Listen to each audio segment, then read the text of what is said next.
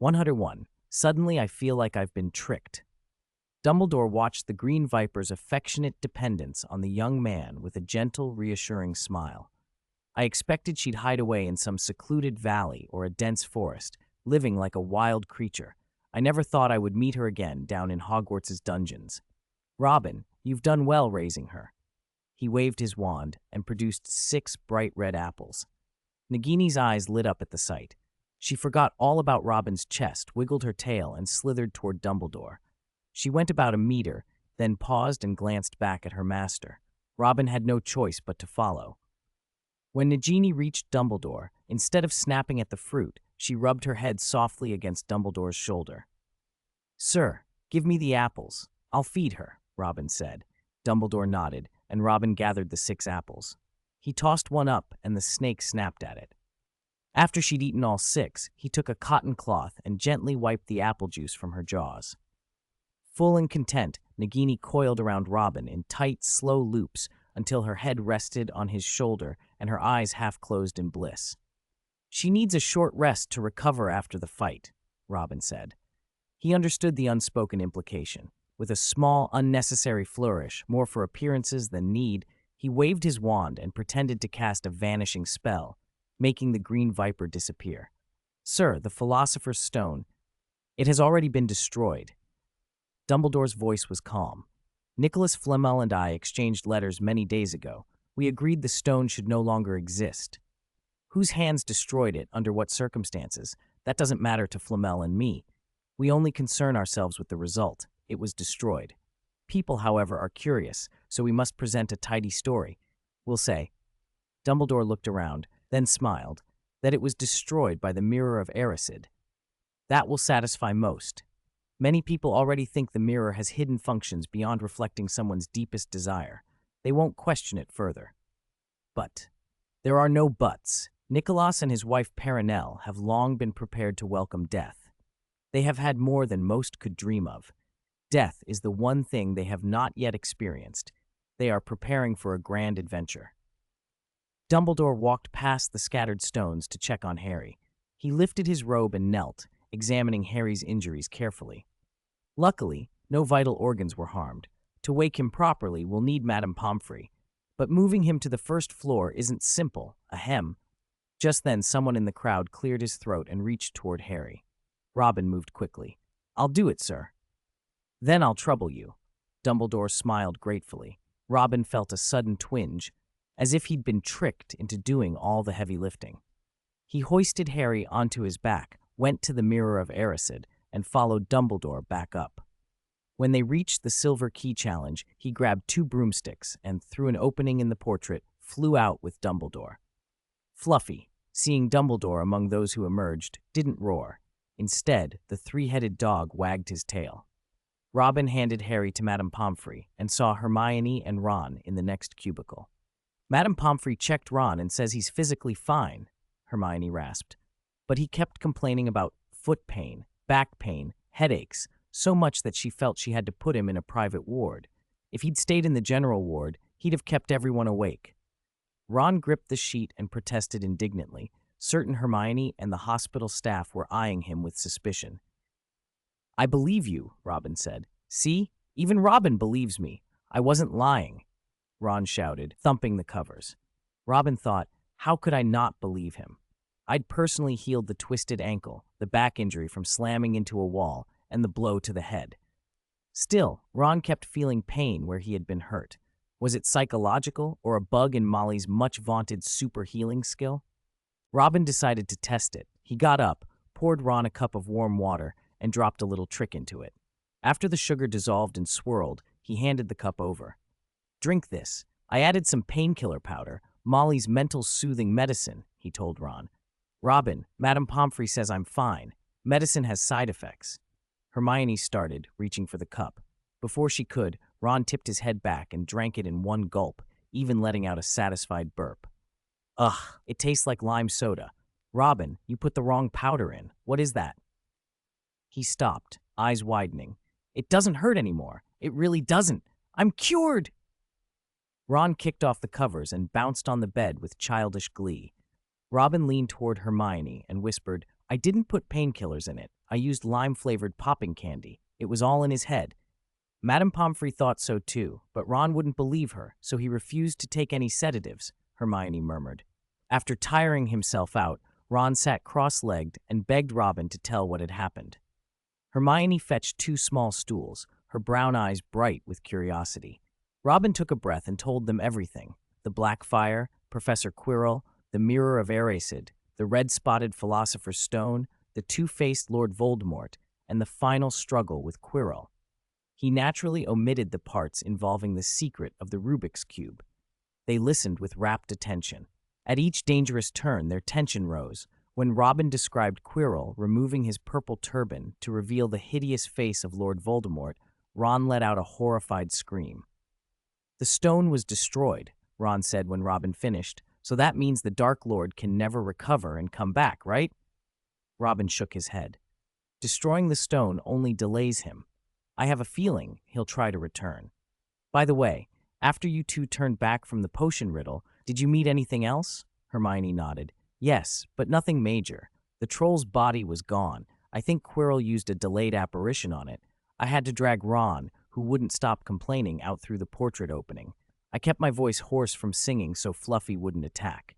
Then we split up, Ron to the hospital, me to the owl post. Guess what happened next?" "You ran into the principal," Robin guessed. Hermione's eyes widened. "Exactly. Before I could say anything, he asked, 'Lestrange and Potter have gone to keep an eye on Quirrell, haven't they?' He didn't wait for me to answer. He went upstairs quicker than Snape when he's catching Harry in the act." "Do you think the headmaster always knew Quirrell and the Dark Lord were up to no good? If he did, why didn't he get rid of Quirrell before things got dangerous?" Ron asked, bewildered. "Because Dumbledore wanted to train us," Robin said. "He had his own reasons. He wanted us to have the chance to learn how to face Voldemort when the time came." Before Robin could finish, Madame Pomfrey pushed the door open. "Weasley, how are you feeling now?" "Couldn't be better. I can be discharged soon," Ron said, too eager. Madame Pomfrey's look chilled. "The hospital wing is not a place you come and go from as you please. Given your current state, you need at least 1 day of observation." Ron sprang up on the bed and began to show off.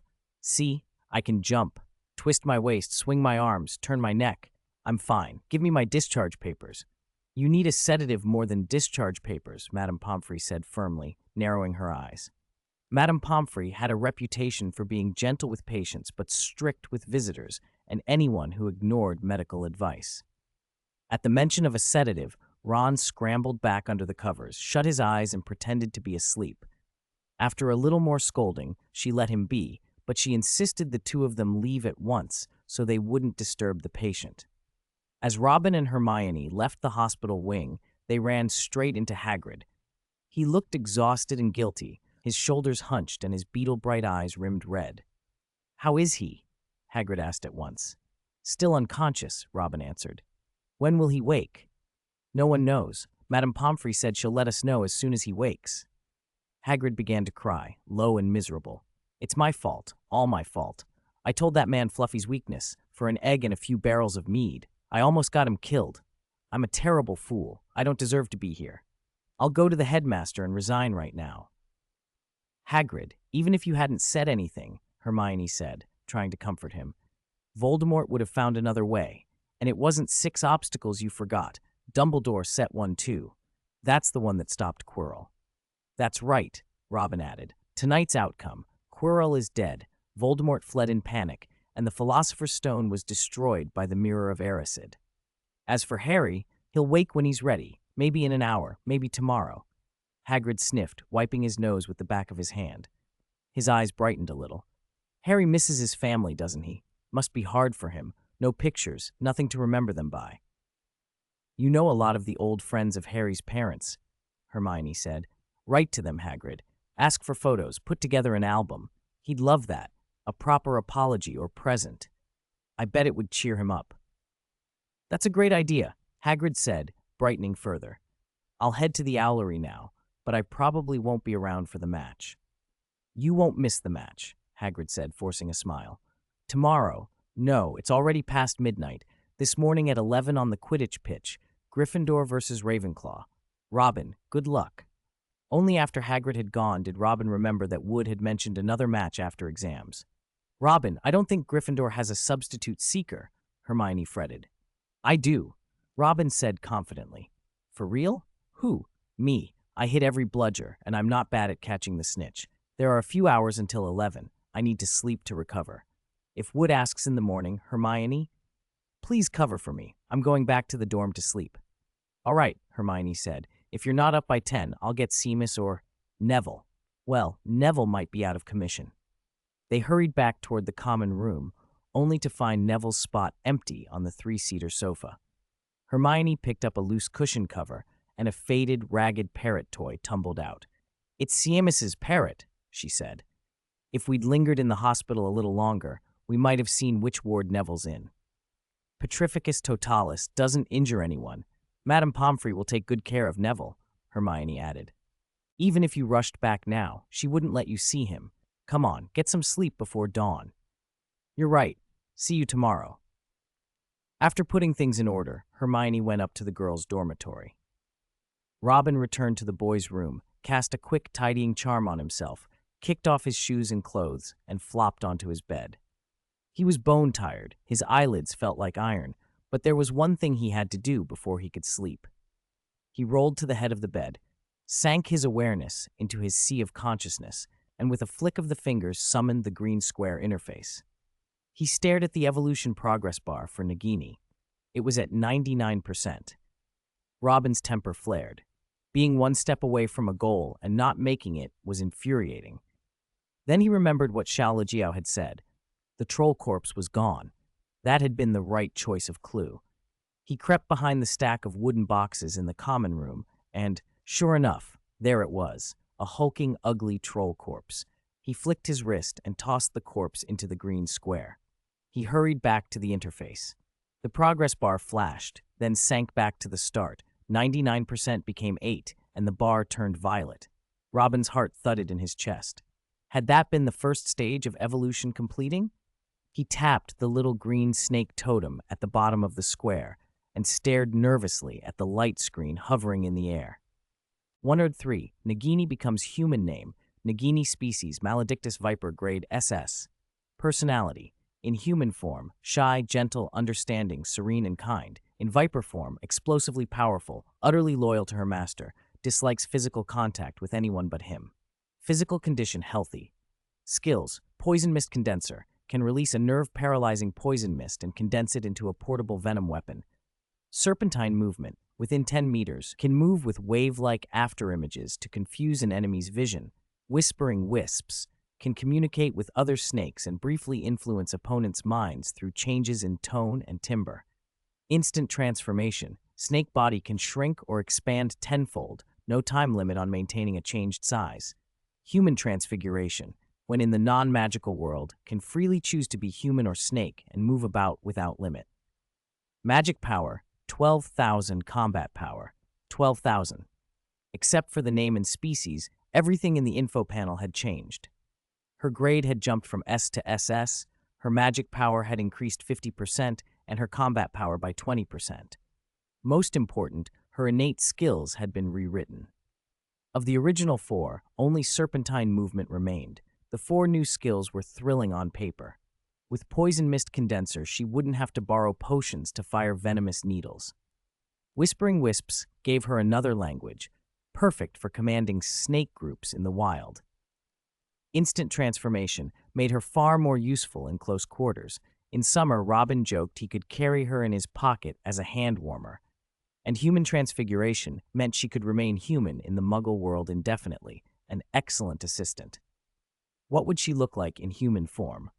The question tickled Robin's curiosity until he couldn't sleep. He peered through the drawn bed curtains, made sure they were tightly closed, and quietly cast the release for Nagini. He told her to activate human transfiguration. Nagini landed with a soft thud and slithered toward him, tail tip curling. As her head came to rest on the bed's edge, thin purple sparks raced across her scales. In a blink, she became an exquisitely beautiful woman in a sheer gauze dress. She froze for 3 seconds, then twisted sinuously as if still a snake and slipped inside the curtains. Robin held a small, glowing crystal ball and watched her clearly. She had the classic features of an Eastern beauty: willow leaf brows framing almond eyes that rippled with gentleness, a high bridge to a softly rounded nose, and a slightly pouty upper lip that lent her a subtly alluring air. She moved to the head of the bed and tried instinctively to coil around him the way she did as a snake. But she was human now and could only wrap herself halfway. Discomfited, she rested her head on his shoulder and darted a quick, snake-like tongue in a hiss. The instant she curved around his back and her skin brushed his shoulder, Robin felt a chill skitter over his skin. His muscles tensed and his breath caught. Then, when her cold tongue brushed his lips, heat flooded him in an opposite, unmistakable way. He lost his composure and had to take 7 or 8 deep breaths before his body settled. He gently pushed her chin away and said, "You're human now. You can't slither, coil, entwine, or lick like a snake. Nagini, do you understand?" Nagini's face shifted from offended to puzzled. She furrowed her brow as if processing an unfamiliar language. After a moment, she seemed to load human words into place and haltingly said, "Stick, stick, stick. Hug, hug, hug. Sleep, sleep, sleep. Humans can do." She burrowed shyly into the covers and looked at him with an adoring, almost childlike devotion. Robin thought back to the night Harry had translated Parseltongue when they'd faced the giant spider. Harry hadn't filtered anything. Judging by Nagini's behavior now, she had no memories of being human. She was like a newly hatched snake, utterly dependent on and devoted to her master. He made a mental note to raid the library later for books she could read to learn how to be human. Just then, she tugged at his sleeve with a look of worry. He had her shift back into snake form and used instant transformation to shrink her. The 40-centimeter green snake curled into a neat coil and settled by his pillow to sleep. Morning came with loud banging on the dorm door. "Robin, get your lazy butt up. The match is about to start," someone called. "If you don't get up, I'll cast Alahomora." "I wonder if you have a habit of sleeping naked," came another voice, followed by a peal of smug laughter. Fred and George were at the doorway. Those two would happily break and enter with a spell if that was the plan. Robin shot upright, murmured a concealment charm, and slipped his natural ice air conditioner, a cooling charm inside a Rubik's Cube, out of sight as he rubbed his chest and went to the door. When he opened it, George was putting his wand away with a look of half-regret. "It's only 10:20. Why wake me so early?" Robin asked. "Only 10:20. Wood's head is going to explode," George said. "If you don't go down there, he's going to." Fred began. "Wood's going to get on his broom, smash the glass of your dorm window, rip off your blanket, and drag you out naked," George started, then stopped when sparks crackled on the tip of his wand. He swallowed the last word. "That joke was terrible. Give me a few minutes." Robin slammed the door and took his time. 3 minutes later, he opened it again to find George clutching his bleeding nose and accusing Robin of assault. Fred agreed with a theatrical flourish. "Next time you prank someone, pick out the dragon fruit seeds," Fred warned, before the three of them headed down to the broom shed. By 10:40, Robin was in the stadium changing room. Wood, Oliver Wood, looked like he might actually combust. His brown-gold hair stuck up as if he'd been pulling at it, and he seized Robin by the arm and rattled off catching techniques until Madame Hooch blew her silver whistle and finally let them go. Wood's anxiety had been needless. 10 minutes into the match, Robin spotted the golden snitch and moved. With a sharp turn and a flick of the wrist, his broom clipped the snitch, stunning it, and he plucked it out of the air. The stands erupted. Hermione, Ron, Seamus, and Dean cupped their hands and bellowed, "Gryffindor will win." Wood led the team on a jubilant victory lap. The usual cast of faces watched. The old bat still wore her terrifying frown, Dumbledore smiled like a grandfather at Christmas, and Professor McGonagall scolded Lee Jordan for singing off-key, brows knitted. An hour later, the stadium emptied. Robin, Hermione, and Ron went to the hospital wing to apologize to Neville for earlier trouble. When Neville saw them, he trembled and buried himself under the blankets, only his round eyes peeking out. Hermione produced a pocket guide to toad care. Ron offered a tin of dried insects, an odd but earnest peace offering, and Robin pulled out 2 small claw rings enchanted with locating charms to help Neville practice herbology or whatever he needed. Seeing the gifts, Neville relaxed a little, peeking out fully and allowing them to help him. 104. The first person to pick out words or breads. From then on, things went much more smoothly. The three of them took turns apologizing. Neville, holding the apology gifts, smiled and said what had happened the night before was water under the bridge. Following Robin's instructions, he put a claw ring on Trevor and a finger ring on himself. Pointing at the two tiny dots on the band, Neville announced excitedly, "The red dot is Trevor and the green dot is me. Hey, are the two dots overlapping? Oh, Trevor's on top of my head!" Robin gave him a flat look. "Young man, Trevor running away every now and then isn't without reason." After they left Neville's ward, they went to see Madame Pomfrey about Harry. When they learned he was still unconscious, they asked the hospital to send someone to notify them the moment he woke. Then the three headed to the library to look for books about parasites and two-faced people. 2 days later, they sat at a four-person table by the window. Hermione closed the book she had been reading, Analysis of Bryophyte Medicinal Properties, and glanced at the three odd volumes beside Robin. Intermediate Vocabulary and Sentence Construction Guide, How to Be a Human Being, and Beginner's Guide to Mind Reading and People Skills. "Robin, why did you borrow these?" Hermione asked. "They don't cover magic or herbs or any of the strange creatures we should be studying." Robin smiled. "Because Nagini lost her memories of being human. If she becomes human again, she'll have to relearn everything from scratch. I got tired of the same old books and wanted something different for a change." Just then, a small nurse in a white apron and pointed hat came briskly over. "Harry is awake, isn't he?" Robin asked. When the nurse nodded, the three of them dropped their books and ran to the hospital in a single breath. In the corridor outside the private ward, they bumped into Madame Pomfrey and Dumbledore. "Harry, we want to see Harry," Ron panted. "The patient needs rest. You can come back tomorrow," Madame Pomfrey said briskly. "But you promised." "I promised I would send someone to notify you immediately when Harry woke, not that you could visit him the instant he opened his eyes. Go back." Robin gave Madame Pomfrey another flat look. Dumbledore, standing beside the ward, blinked his pale blue eyes at the exchange. Robin caught his meaning and stepped forward. "Madame Pomfrey, if I'm not mistaken, you and the headmaster just came out of Harry's ward. He won't fall asleep again that quickly. Hermione, Ron, and I will speak softly, visit briefly, and then leave. We won't disturb him." She emphasized the words headmaster and young wizard in a way that made the implication clear. Refusing them now would look like unfair favoritism. Madame Pomfrey sighed and relented, on the condition they only stay 5 minutes. Harry was overjoyed to see them. When they told him what had happened after he fainted, he relayed Dumbledore's explanations to clear up their confusion. Quirrell's fingers had turned to stone and crumbled when they touched Harry because a protective charm, born of a mother's love, lay hidden in Harry's skin. More than 10 years ago, Lily had, knowing it was a death trap, sacrificed herself to protect Harry. That deep, desperate love left an everlasting protection beneath his skin. Quirrell, who had sold himself to the Dark Lord, was despicable, hypocritical, selfish, greedy, and when he tried to touch or harm someone bearing that beautiful mark, he paid a heavy price. Dumbledore had also explained the cloak. The invisibility cloak, a Christmas gift, had been given to Harry by Dumbledore. He said James Potter had left it with him, and he thought Harry might like it, so he passed it on.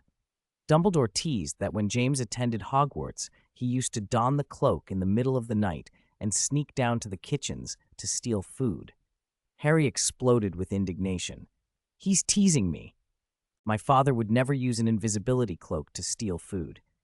In Harry's mind, the cloak was a rare and noble object, and James Potter a brave hero who stood up to evil, certainly not a greedy little thief. Robin, Hermione, and Ron all believed that too.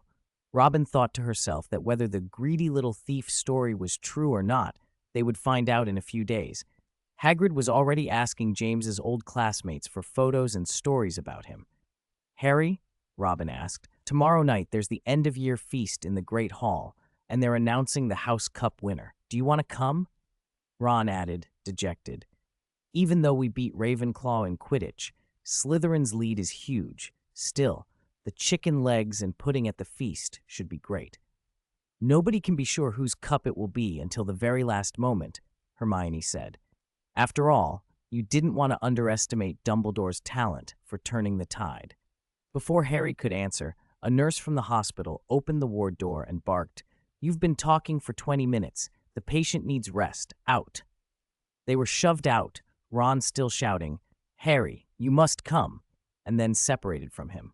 At last, the end-of-year feast arrived. Because Slytherin's point lead was so large, the Great Hall was decorated mainly in green and silver. A huge banner with a silver serpent on a green field hung on the stone behind the high table. "Everyone's seated, and the feast will begin," said Dumbledore when he took his place. "Before we indulge, we will hold the annual House Cup ceremony." He read from a parchment Professor McGonagall handed him. Fourth place, Gryffindor, with 273 points. Third place, Ravenclaw, with 341 points. Second place, Hufflepuff, with 352 points. First place, Slytherin, with 453 points. Malfoy's table erupted into thunderous cheers. Dumbledore raised his hand to quiet the green-robed students. 105. Get rid of the illiteracy label. Yes, the Slytherin students performed as well as ever. However, there are a few recent events the professors haven't had time to tally, so I still have some house points to award to the following individuals. Every student in the Great Hall went rigid, eyes swinging to the high table. Dumbledore looked pleased. He cleared his throat and smiled. First, Ron Weasley, for his wisdom, cleverly disguised as foolishness, and for his willingness to sacrifice himself in a most trying game of wizard's chess, by far the most difficult the school has seen in many years. For this, I award him 40 house points. Ron's face turned beet red as the applause nearly shook the long tables. He heard Percy bellowing proud nonsense from somewhere near the staff table. "My brother, Ron Weasley. He's my brother." When the cheering died down a little, Dumbledore continued. Second, Hermione Granger, for her calm intelligence and bravery. She solved the riddles and puzzles that others could not, and at a critical moment she yielded the way forward for the good of all. For this, I award her 40 house points. Hermione buried her face in Ron's arm, overwhelmed by the roar of applause. Tears threatened as the entire hall seemed to quake with excitement. When she straightened up again, Dumbledore went on. Third, Harry Potter, for his courage and fearlessness. He retrieved a most elusive magical key and braved fire to confront a sinister foe. For this, I award him 50 house points. Harry couldn't help but smile at the hoarse cheers. He felt the old score dispute about those 50 points from the astronomy tower finally settled. Dumbledore adjusted his half-moon spectacles and the hall fell quiet. Fourth, Robin Lestrange, for his composure, insight, and bravery. His grasp of basic magic is exceptional, and he has repeatedly helped his friends out of peril. For this, I award him 50 house points. Gryffindor erupted. Plates, goblets, and milk jugs rattled under a thunder of clapping and stomping. The students quickly did sums in their heads. 273 plus 180 made 453. Gryffindor had caught up with Slytherin. If only the headmaster had granted Robin one more point, they thought, they would have had it. The Slytherin table relaxed into smug smiles, convinced that no matter how many points were added, they would still win. Dumbledore raised his hands to quiet them, and the hall stilled enough for him to add. Courage is Gryffindor's hallmark, but it takes many forms. Bravely overcoming danger is one, standing by your convictions before friends, then later forgiving those who have hurt you, is another. Therefore, I award Neville Longbottom 10 house points. The applause that followed shook the rafters. Neville, round-faced and round-eyed, went pale with surprise as classmates swarmed him with congratulations. Dumbledore let off a little burst of harmless fireworks to calm the crowd. Very well, that concludes the house points. Gryffindor's total is 463 points. We will need to make a slight alteration to the decorations for the end-of-year feast. With a flourish of his wand, Dumbledore transformed the hall. Ribbons that had hung green and silver over the tables shifted to bright red and gold. The great banner behind the high table, once a silver snake on green, now bore a golden lion on a red background. At the high table, the old bat in black offered an awkward smile and shook Minerva McGonagall's hand. His hollow eyes then flicked coldly toward the few who had cost him the house cup. Except for Robin and Harry, no one noticed the look, Everyone else was lost in the joy of Slytherin's defeat and the impending feast. The celebration continued back in the common room until the prefect's loud reminders sent everyone off to their dormitories. 2 days later, the exam results were posted. Robin and Hermione tied for first in the year. Harry and Ron were solidly upper middle. Neville had squeaked by thanks to an exceptional herbology score. Seamus and Dean landed in the lower middle, while Malfoy and his cronies avoided being held back. Robin picked up his summer homework and signed the standard pledge not to use magic outside school as a minor. He briefly wondered whether his Rubik's Cube tricks would count as magic, then shrugged as a messenger arrived from Dumbledore with holiday gifts, 4 thick books for every student. Hermione was ecstatic. She immediately consulted her little plan and rearranged her reading list. Harry and Ron groaned. Neither was eager to spend the holidays with their noses in books. Robin flipped through his with casual interest and paused at the 4th volume, a dark blue cover stamped in red. To his surprise, it was a translated book. The text matched exactly the same language found in the volume that had sealed the Dark Wraith. Robin felt a flush of vindication. He had wanted to shake off the illiterate label for more than a day or two. For the rest of the holidays, the book went everywhere with him. Sometimes he would pull out a pencil and scribble notes and diagrams in a small notebook. Ron teased that he was becoming obsessed with reading. Harry glanced at it now and then, but the prose was abstruse. He admitted he could not make head or tail of it.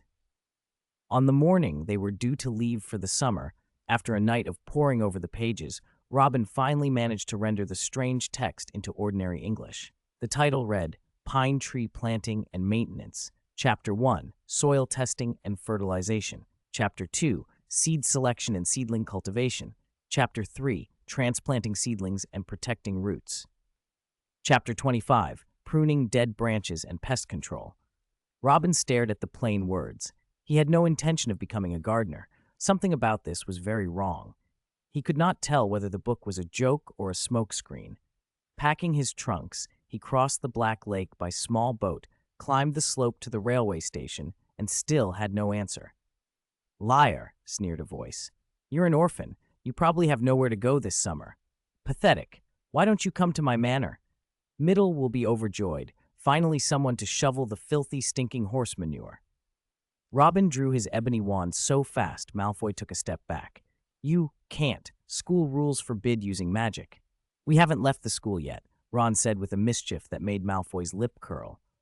The memory of a bruised eye, his own startled ugly bruise, crossed Malfoy's face. He spat. You pauper. I heard you're terrified of Harry scuttling spiders. Ron's face drained of color. Malfoy sneered and turned back to his 2 cronies. 106. Hunter Spider Mask. Don't be afraid. Spiders may look fierce, but they're gentle by nature. My old friend Aragog. I shouldn't have said that. Hagrid cleared his throat. Robin, Mr. asked me to give this to you. He thinks you might need it over the summer holidays. Robin took the large paper package. He was about to tear it open when Hagrid added, You can only open it once you're on the train. All right, Robin said. A little later, the steam engine pulled into the station. Under Hagrid's watchful eye, the students boarded in good order. Once Robin was settled in the compartment and his trunk stowed, he ripped the paper with a slish and found a thick book bound in dark red gilt filigree at the top of the cover. Could this be the original sealed black-covered book?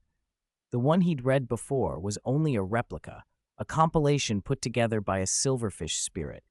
Hermione, sitting by the window, leaned over. Robin, can I have a look at that? She asked. He offered the book. She flipped through a dozen pages, frowning. She couldn't make out a single word and pushed the book back. Soon, Ron and Harry climbed in. Harry had just set Hedwig beside Dapang when the train lurched and pulled away. Hills, fields, cottages, and forests blurred past the window, then snow-capped peaks.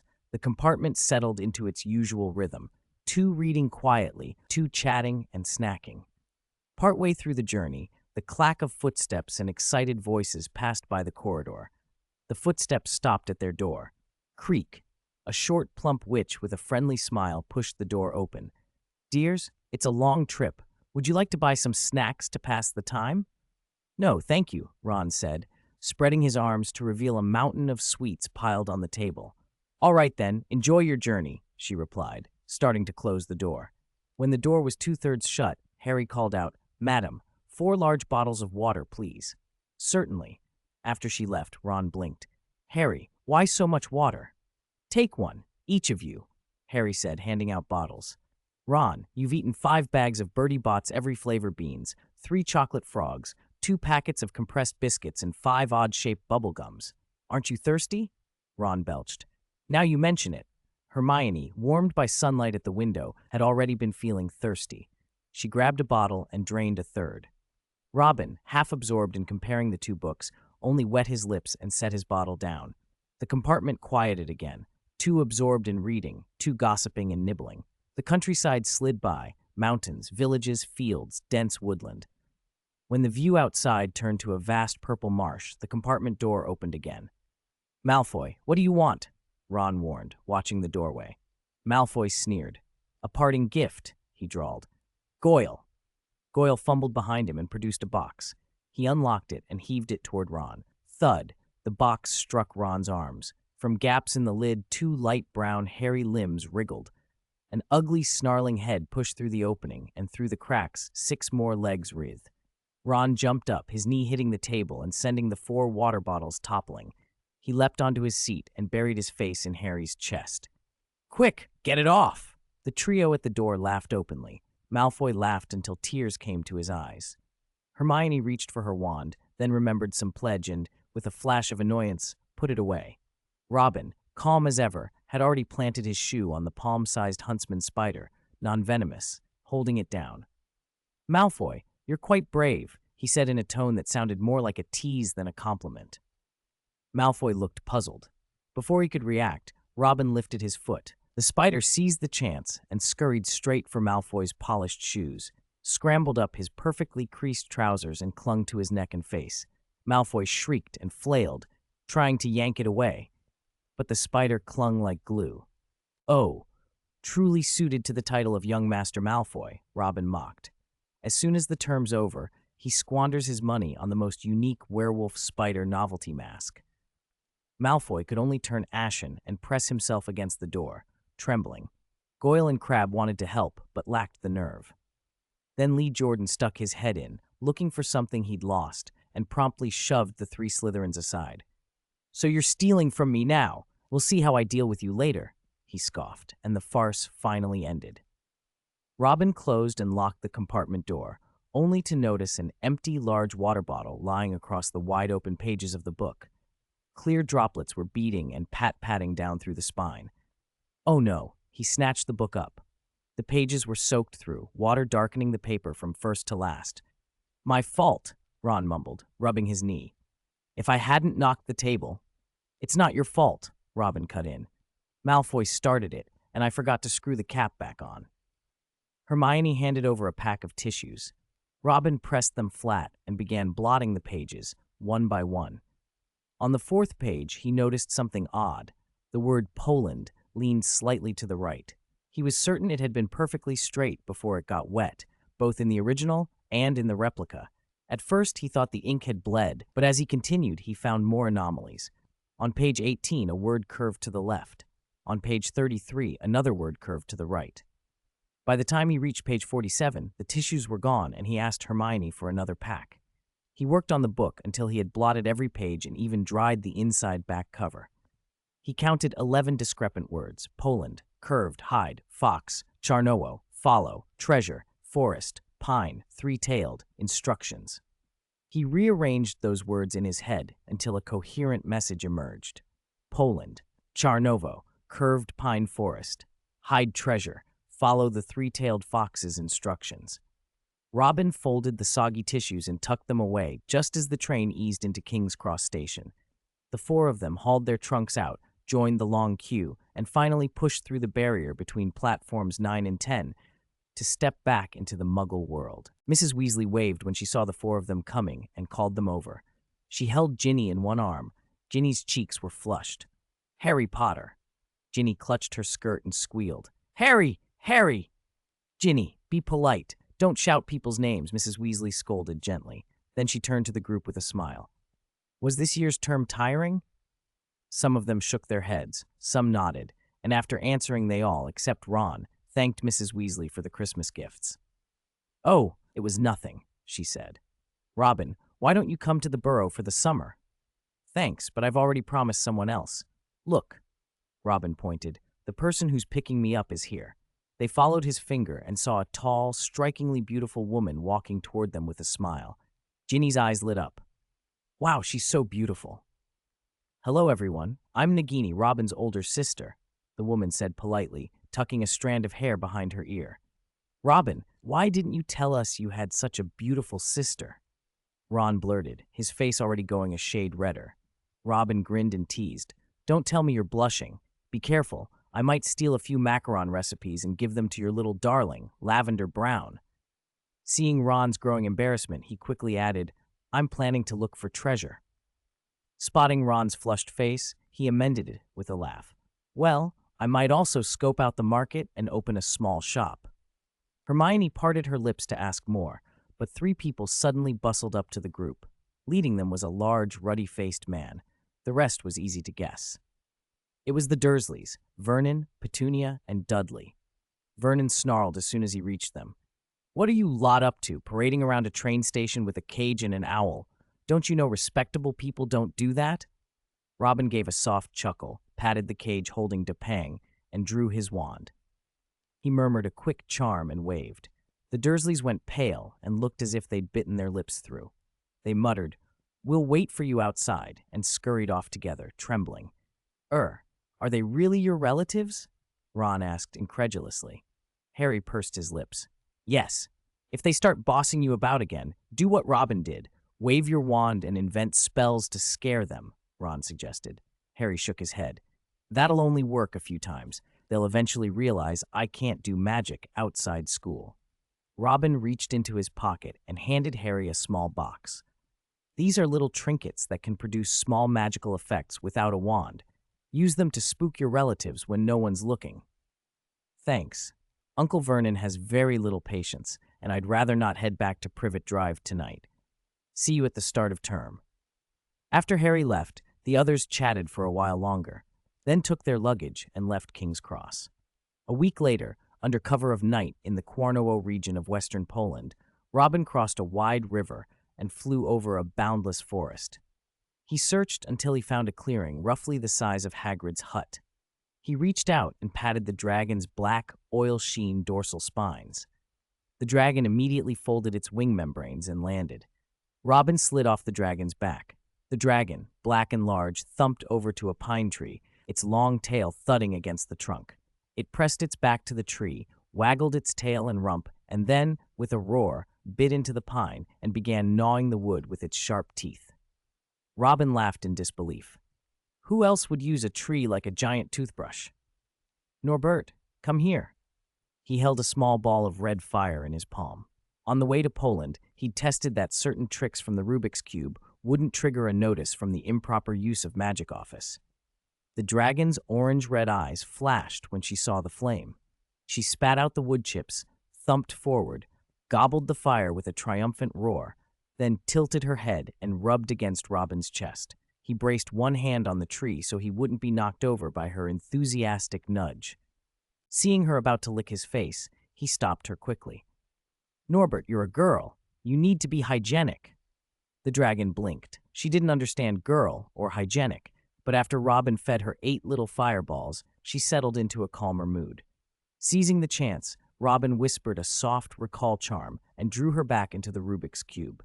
He walked to the center of the clearing and, by the dim moonlight, examined the trees around him. The forest was warped.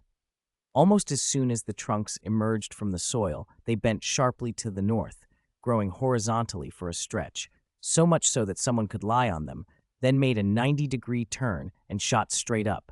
The result was eerie, as if the trees were deliberately contorting themselves. A warped forest, indeed. Robin chose the thickest, most curiously curved tree and followed its bowed path into the woods. The further he went, the taller and denser the pines became.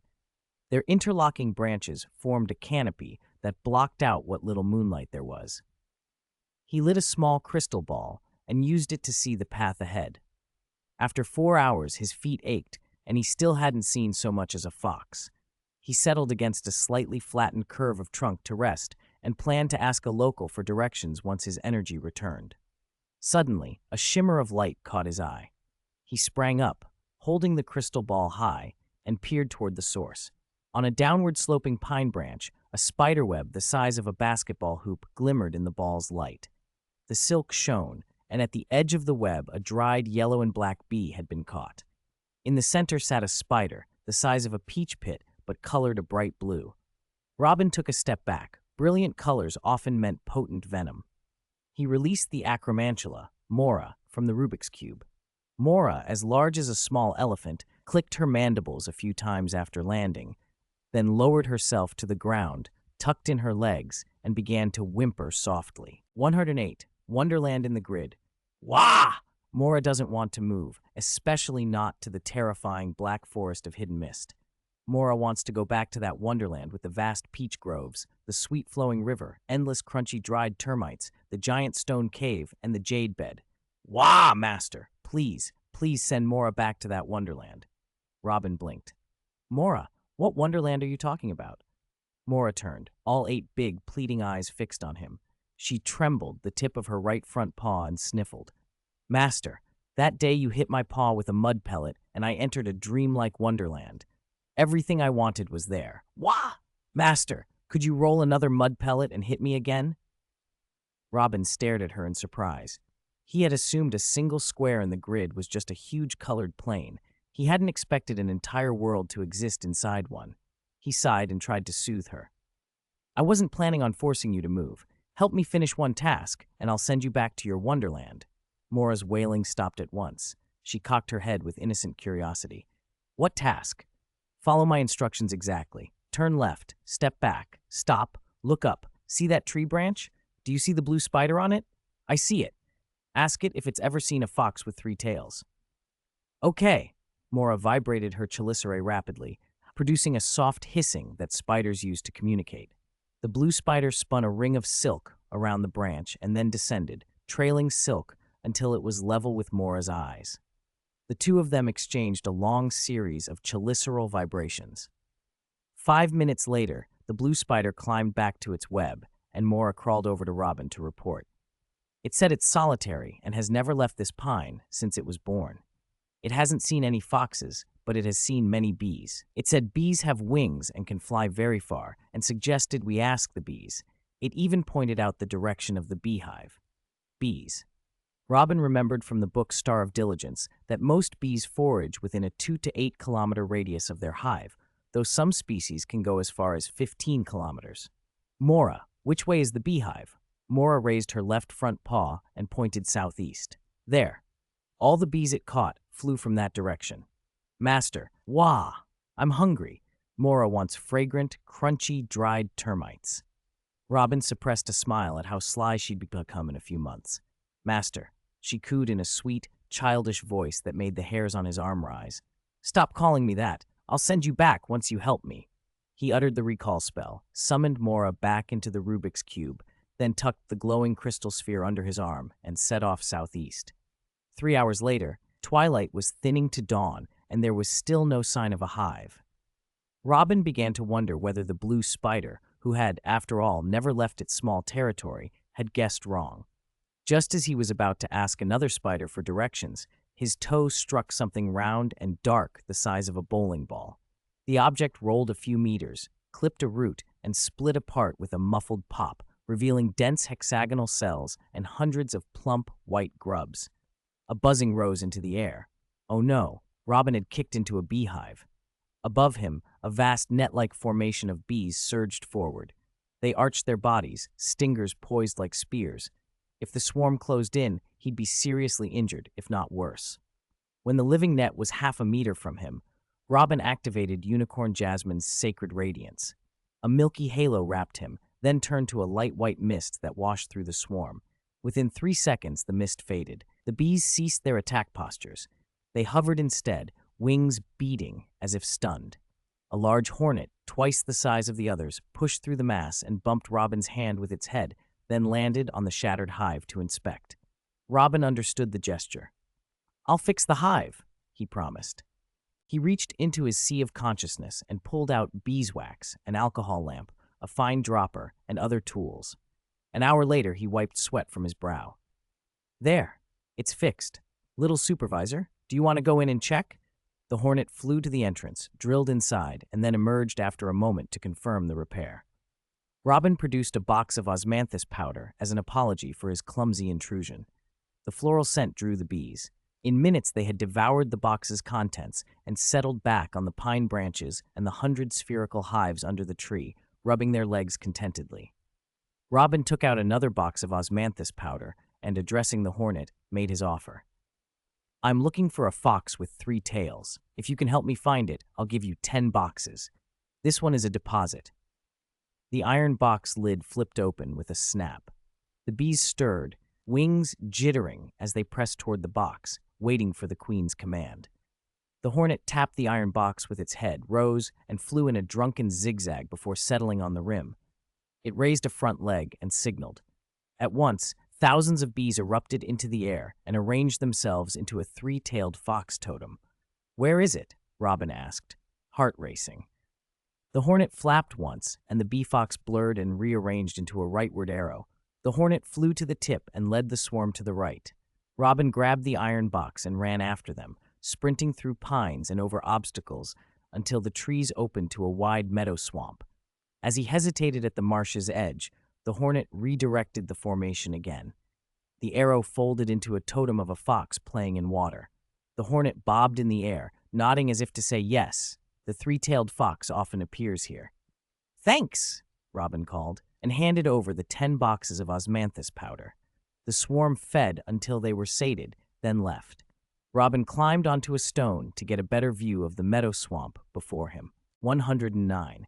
Being kicked 5 meters away? The meadow and marsh lay flat and low, the water varying from ankle-deep to thigh-deep. Wispy aquatic plants clung to the surface. A white bird with a deep blue featherless belly and ruffled plumage was scratching at the shallows with its claws, hunting for fish and shrimp. Robin was about to step down from the rock after surveying the area when he heard a suppressed snicker behind him. Before he could turn, something slammed into his back. Plop! He went face first into the marsh. He pushed the water weeds from his face and looked up to see a white, 3-tailed fox squatting on the rock where he had stood, grinning. It stuck out its tongue and shook its head mockingly. Who could stand that? Robin lunged, tackling the fox. He pinned its chest with his left elbow and swung a hook at its cheek with his right. The fox wasn't defenseless. With a vicious pedal of its hind legs, like someone pedaling a bicycle, it used his pained midsection and weakened elbow to flip him over and pin him beneath. It bared its jaws and aimed a killing bite at his chest. Robin endured the sharp sting in his sternum, grabbed the fox's ears, and pulled upward so its facial skin folded toward the top of its head. He drove his knee into the fox's belly. The fox twitched. He rolled and reversed positions, pinning it beneath him. The fox thrashed its head like a mad thing. Its ears slipped from his grip, and it bared its teeth, lunging to bite his chest again. Robin leaned back to dodge, then lost his balance and ended up underneath it once more. This time, as the fox opened to bite, Robin clamped both hands over its jaws. He crossed his legs and locked them around the fox's abdomen, then used his back and weight to roll the fox beneath him. His hands slid down until he could seize the fox by the throat. It kicked and squirmed, claws tearing at him, but Robin refused to let go, even if the fox's kicks shredded his skin. The frantic pedaling slowly weakened into soft, futile pressing. A minute later, the fox gave a sudden little shudder. Its eyes rolled up, its tongue lolled out, and it went completely still. Robin blinked. Did I just choke it to death? He brought his index and middle fingers close to the fox's nose. No warm breath. He pressed a palm against its fluffy chest, searching for a heartbeat. He couldn't feel one, but absence of a pulse by touch wasn't definitive. He parted the fur, pressed his ear to the chest, and listened left and right. Just as he prepared to start CPR, the tip of one fox ear twitched. The tongue slid back into its mouth, the eyes returned to normal, and a sly grin spread across the face that peered at him. You were playing dead. The fox, clever in the strike while the other is dazed school, lashed its forepaws into Robin's chest and bared its teeth, preparing to bite. Mid-lunge, one of its front claws ripped Robin's collar with a tearing sound, exposing his throat, neck muscles, a smooth collarbone, and the faint outline of pectorals. Then, with a single powerful kick, the fox sent him flying 5 meters. He hit and left 2 drops of blood from his nose where he landed. The fox sprinted off into the woods. Robin stared after it. If you could kick someone 5 meters, why were you playing dead and rolling around with me like that? He got up, splashed water over himself, and waded to shore. He used Unicorn Lily's super healing to mend his external wounds, changed into clean, comfortable clothes, and followed the fox into the trees. At the base of a thick pine root, he found a fresh drop of blood, probably left when the fox cleared the root. He tracked the blood spatter to the front right, chasing into the undergrowth, but once the fox entered the woods, it seemed to vanish. Apart from that single drop, there was no trace. After 8 hours of fruitless searching, Robin returned to the marsh. He picked a little rise near the forest, set up a simple tent, and planned to rest before continuing the hunt the next day. Late that night, exhausted and still angry at the fox, he fell into horrible dreams. He was barefoot, climbing an endless series of sand dunes under a burning sun. He reached a crest only to see another dune beyond it. His chest tightened and he tried to sit, but the sand was scorching and he had to jump up again. Behind him, a 7 or 8 meter long pink invertebrate monster writhed and charged. Terrified, he ran downhill, lost his footing, and tumbled, sand forcing its way into his ears, nose, and mouth. He clawed up the next dune like a monkey, then the next, and on and on. By the 9th dune, he collapsed face first, exhausted. His lips cracked and peeled, his eyes went glassy. He croaked, "Water, give me water." As if in answer, a small pond appeared 5 meters away, clear and shimmering. His legs trembled. He dug his hands into the sand and hauled himself forward with the last of his strength. 15 minutes later, he reached the pond, scooped up a handful of water, and touched it to his lips. The clear water turned to molten lava as soon as it hit his mouth, blistering his mouth and throat. A pale ash made him dizzy. The shock of it snapped him awake. Robin's eyes flew open. He blinked at the tent canvas above him. Dark green, pointy, canvas, a tent. Good. He tried to throw the blanket off and get a drink, but the blanket wouldn't budge. Something heavy pressed on his chest. Sleep paralysis? No. His hands could still move. Maybe there was an intruder in the tent. He lifted the blanket and looked up. The troublesome fox he'd chased all day was sprawled across his chest like a dead pig, fast asleep. The little bells that had been tied to the tent flap had all fused into molten copper lumps. The fox lay belly down against the blanket, limbs splayed, its 3 tails spread like a fan. It was a living, breathing, giant fluffy blanket. No wonder he'd had a desert dream. Who could sleep comfortably under a creature that hot and heavy? 110. Whose school beauty is a smoker? Some images from the nightmare seemed to be directly connected to the white fox. The writhing, boneless monster chasing people was just the fox's tongue draped over the edge of the quilt. The sand that sifted into ears, nostrils, and mouths was the fox's white fur rubbing against faces. The shining pool that promised salvation was the drool pooling at the fox's mouth. The cold water that suddenly boiled into magma was the fox exhaling hot air onto the back of someone's neck. Robin squirmed under the heavy furry blanket and muttered, "Treating me like a human mattress, huh?" He wiggled free, and in a flurry of petty brutality, stretched out a hand and began to prod the fox, pulling its ears, pinching its cheeks, even trying to choke its neck. The fox slept on like a stone. At his wit's end, Robin resorted to his trump card and pinched right on the nipples through the fur.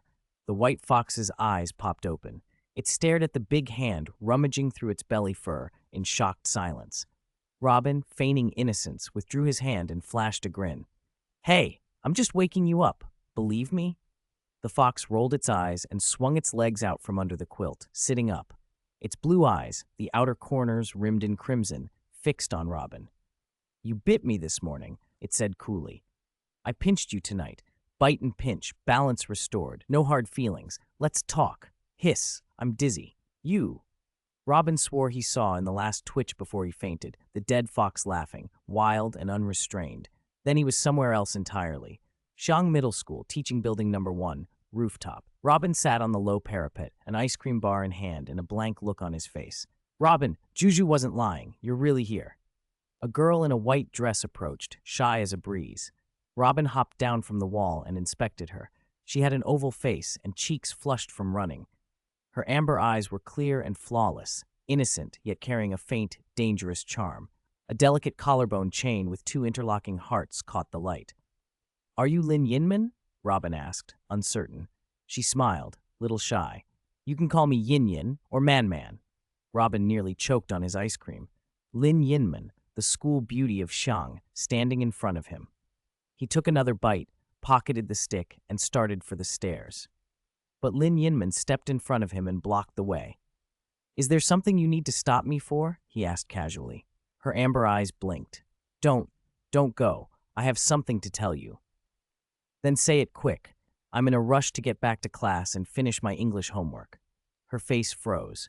She grabbed the hem of Robin's sleeve, her fingers trembling. I want to." Robin took a step back, fixing his shoelace against the parapet and sighed. "Classmate Lin, if you haven't figured out how to say it yet, come back when you have. I really need to go." She reached for him again. Her eyes were misty. She bit her lip until it blanched. Finally, mustering every scrap of courage, she blurted, "Robin, I like you." "Ha! Big deal. Should have said it sooner. Then we could have started dating earlier." Robin shrugged, hands in his pockets. "Oh, so you agree?" He sidled, forcing her toward the low wall. "Otherwise, what am I supposed to do? You're the gorgeous Lin Yinman, pretty, from a good family, top student, charming personality. I can't think of a single reason to say no. Here, take this, our token of love." "The ice cream stick?" She stared at the sticky wooden stick he offered. "Yep, pine-flavored," he added with a grin, his hand on her shoulder. Then, with a sudden shove, he pushed Lin Yinman over the edge of the rooftop. "Ah!" She screamed as she fell. Robin leaned on the parapet, satisfied, peering down at his handiwork. "Hey, big clumsy fox, whose school beauty has a raspy voice?" Also, the real Lin Yinman's already married, has kids, and turned into a 200-pound rich lady. "Hey, Da Benhu, I played a part for you. Don't I deserve a favor?" The anguish on her face shifted swiftly to fury. She bared her teeth and lunged up to bite him, but the illusion snapped. The surrounding buildings buckled and crumbled. The girl's silhouette thinned into nothing as the rooftop collapsed. Robin plunged with the falling bricks. Just before the impact, he woke up in his tent. The white fox was there, biting down on a pine branch and glaring at him. Robin grinned crookedly. "Lighten up. If you chew it off, I'm not giving you another token of love." Crack, a clean snap. The fox spat the branch out in 3 pieces, flicked its tail, and bolted out of the tent. Robin scrambled up to chase, but the meadow and forest were shrouded in pitch-black night. There was no sign of the white shadow. Unable to follow, he went back to sleep. After the white fox breaking into the tent at night incident, Robin adjusted his approach. The next day, he acted as if on vacation, sketchbook in hand, sometimes lounging in the crook of a tree, snacking, hamburgers, Birdie Bot's every flavor beans, chocolate frogs, beef pasties. On the 3rd day, he dove into the swampy parts of the meadow and fished until he was content, bringing back treats for the ruffled white birds. On the 4th day, he had grown bored of milk and hamburgers and decided to make fish soup. He fashioned a crude fishing rod from thin branches, spider silk, a sewing needle, and dry reed stalks. He hauled a small stool up to a high spot in the meadow and waited. He threw the 11th small fish into his bucket and caught a flicker of movement, a furry triangular ear peeking from behind a pine. He smiled and kept fishing. By the time he'd collected 20 little white fish, he packed up and waded back to shore. He gutted and cleaned them, then found a good clearing in the woods. He dug a pit, arranged a fire, set a pot, and boiled the fish with whatever else he had. The soup turned milky white, and its aroma drifted far. Robin, tending the fire, suddenly froze. "Darn it, I left the pepper in the tent," he said, and sprinted back toward the edge of the forest. 5 minutes later, returning with the pepper shaker, he stopped dead. The fox sat there, head thrown back in contentment, spitting a fishbone out and licking its chops like it wanted more. The pot was empty, the ground littered with bones and spines. Robin bristled. "Hey, big clumsy fox, it's one thing to sneak a meal, but you couldn't even leave me a single fish?" The fox's expression stilled at the sound of his voice. Then carefully it picked up a perfectly intact fishbone, placed it at Robin's feet, and nudged it forward with a paw. Eyes bright as sapphires with an almost pleading look. Robin narrowed his eyes. Fine performance, but the details are lacking, he thought. You were smirking while you picked every bone clean.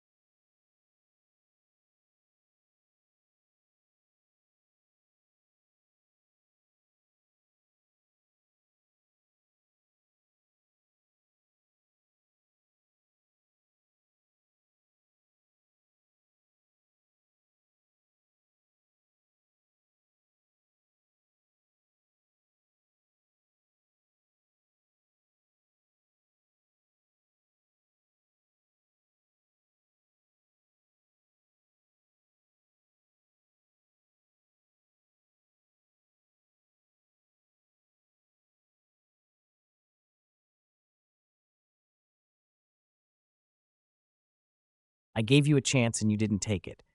He had planned the pine placement, the net, the trap with care. Don't move. The thorns in that pit are coated with potent poison. He ran to the pit's edge and nearly froze. The fox had shrunk a size. Its eyes were back to calm azure, the claws gone. It sat in the center of the pit as if nothing had happened, looking at him with a peaceful expression. Peaceful? Not normal. Very not normal. Do you have multiple personalities? Robin asked. You defeated me 3 times. According to the Fox clan's ancestral teachings, I must take you to find the treasure, the fox said, utterly serene. You defeated me 3 times? The fox nodded. Yes, in the swamp you forced me to feign death to escape. In the tent you broke my charm spell. And today I fell into your trap. Fish soup, roasted fish, roasted chicken? Still want them? Robin leaned over the pit with a grin. The fox rolled its ear tips, mildly annoyed. Robin put on his dragonhide gloves and began extracting the poisoned thorns. Just kidding. I'll keep feeding you until you're sick of it. The fox's expression improved. Robin pulled out the last thorn, stowed his tools, and Norbert, who was gnawing contentedly on a fallen branch, back into the magic cube and said, All right, you can jump out now. The fox pushed off and leaped out of the pit. Without warning, it tackled Robin to the ground. Are you going to violate the ancestral teachings? It asked. Robin curled his right hand into a fist, ready to trigger the Whomping Willow's heavy punch at the first sign of teeth. The fox squinted mischievously. The ancestral teachings didn't say I couldn't pounce you to death, beat you to death, bite you to death, or sleep you to death. Robin was 100% certain the sleep it meant was just sprawled out flat on the quilt with all limbs akimbo. Innocent, nothing salacious implied. I'm Robin, Robin Lestrange. Do you have a name? I can't keep calling you White Fox. Yeah, get up quick. I'll lead you to the treasure. Robin met Ya's crafty eyes and guessed more mischief was afoot, but he needed the fox's guidance. Cautious for now, he agreed to follow. 112. Those who plot against others will always be plotted against. A short while later, Robin followed Ya to the edge of the grassland marsh. Ready? The white fox asked, crouching into a sprinting stance. Although Robin didn't know what Ya planned to do next, he copied her and dropped into a running pose. I'm ready. Then let's go. Ya shot forward like a bullet, and Robin, putting all his strength into it, followed close behind. One fox and one human began to weave and vault across the grassland marsh. When the white fox met rocks, sedges, or bushes, it didn't change course, just leaped over them. Robin stepped over the low obstacles and used Norbert's flying dragon in the sky skill to clear the taller ones. About an hour later, after 3 counterclockwise circles and then 3 clockwise ones around the marsh, Ya finally stopped beside a deep water pit. Ya, are you pulling a prank again? Robin panted, hands on his knees. The white fox gave him a disdainful glance and then dove headfirst into the pit. The water immediately shifted from pale green to an inky black, a hand-thick layer of crimson mist floating on the surface. Just as Robin was about to follow, the black water began to bubble, and the fox reemerged, a fist-sized stone clamped in its jaws. Dripping wet, Robin squawked, next time you do something like that, could you give me a heads up? If you don't come, I don't wait, Ya said, fixated on the stone. Robin barely had time to wring out his sleeves before he rushed over. The stone was dark green, its surface crisscrossed with black nodules. An object seemed hidden at its center. Areas not covered by the nodules glowed red, and the light grew so intense that looking at it hurt. The white fox raised its tail, leapt, and vanished into the red glow. Robin, without thinking, jumped in after it. The next second, he landed in a dim, desolate place where everything seemed drained of life. The ground beneath his feet was like a road paved with coal ash. Each step kicked up a ring of black mist. As far as the eye could see, rotten pine trunks, cut off at waist height, leaned southward as if a breeze would shatter them into splinters. Where is this? Robin asked. The warped forest, 10,000 years ago, Ya replied, stretching as though she'd returned to an old lair. Her voice had changed from a sharp clang to a satisfied purr. Robin snorted. I don't believe a stone can send us back 10,000 years. That's where you're wrong. Ya's tone was light. We're inside the stone. Robin caught the fox's pupils narrow and its expression freeze, and he couldn't help grinning. See, I figured it. The thing must be charmed like an undetectable extension, expanded on the inside to hold an entire forest. Ya gave a contemptuous tsk and padded forward, each step stirring 2 rings of black mist. Robin followed. Half an hour later, they came to an enormous pine whose trunk was so wide 3 people holding hands couldn't encircle it. Unlike the other dead trees, this one still had a small side branch an inch thick with 3 forks, each bearing a single green leaf. It's still alive, Robin said, surprised. The white fox lifted her chin, proud. With this, the glory of the fairyland can be restored. Fairyland? Yes. 10,000 years ago, the warped forest had magic fire trees that breathed flames, heavenly bamboo that cured any poison, blue magpies with crunchy bones, and mountain spring water sweet as honey. That was the fairyland of the Magic Fox clan. Ready to jump down? Jump? Ya wound up and slammed her front paw into the ground. A blast of black ash shot up in a 2-meter radius, blinding anyone who opened their eyes. Minutes later, the ash settled and Robin peered into a round hole about a meter across beside the pine. You jump from here? He asked. Right, jumping down is easy. Getting back up alive, that's the hard part. With that, Ya gave him a shove and knocked him into the hole. She watched him fall with a foxish grin that reached nearly to her ears, until a sharp tug yanked at her front paw. A white thread, as thin as a mung bean, stretched between the fox's paw and the boy's ankle. Instantly, she understood what was pulling. Serves you right, Robin thought. Those who scheme against others are always schemed against. As he fell, the shaft widened. Strange, impossible things drifted in the void. Rotary phones, ancient refrigerators, single-spring beds, upright pianos, gramophones, gold platters, pewter pots, objects suspended motionless as if weightless. Robin suspected at first they were illusions. He swung an arm and struck a golden bell. It chimed, proving these things were real. He hugged his limbs in to avoid hitting anything. He fell so long that Ya's expression passed from astonished to furious, then to resigned, and finally to despair. At last he saw the bottom, a hemispherical chamber filled with piles of refuse like the Room of Requirements hoards, mountains of broken stones, discarded furniture, snapped branches, and heaps of old weapons. Landing in the mound of cold weapons would leave him like a sieve. He scanned the rubbish and spotted, slightly to his right and directly below him, beside a discarded grand piano, a well-preserved spring sofa bed, 1.5 meters wide, 2 meters long. Relief poured through him. Hey, da Ben Hu, big clumsy fox, there's a spring sofa bed down and to my right. Aim for that, don't land on something sharp and spray blood all over me. A furious roar answered. Robin assumed Ye had understood. He crossed his arms over his shins, tucked his chin, curled into a ball, and shifted his hips 0.5 meter to the right. He landed on his back and slammed hard onto the spring sofa bed. 113. The fox's mouth is not ordinary thump. The sound of someone hitting the bed. Whoosh. The sound of someone being flung away. Robin had misjudged the bed's spring. He shot up 3 or 4 meters and didn't fall back down. Directly above him, about 5 meters away, hung a huge hemispherical object, black and white checkered, roughly a dozen cubic meters. He was about to trigger his Rubik's Cube skill to avoid it when something slammed into his back. Like an accelerating cannonball, he was hurled toward the checkered sphere. Crack! Crack! The object's thin, ice-like shell shattered into pieces. The next moment, Robin hit the tiled floor with a heavy thud. Blood rushed to his head. He felt wildly dizzy. He lay gasping for a couple of minutes before he recovered enough to sit up cross-legged and look around. He was in a hemispherical room. Floor and dome were a black and white checkerboard, only the floor squares were larger. No doors were visible. In the center stood a square table draped in black velvet. On the cloth lay a parchment scroll tied with a green string. The white fox that had banged into his back was now sitting by the table, watching the parchment with expectant eyes. The white string that had been tied to her paw was chewed off.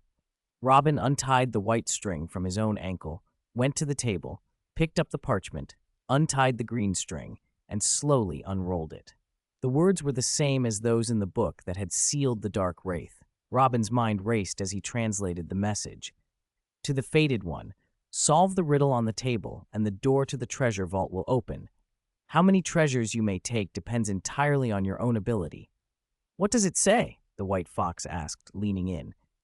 Read it yourself, Robin said, holding the paper out. The fox frowned.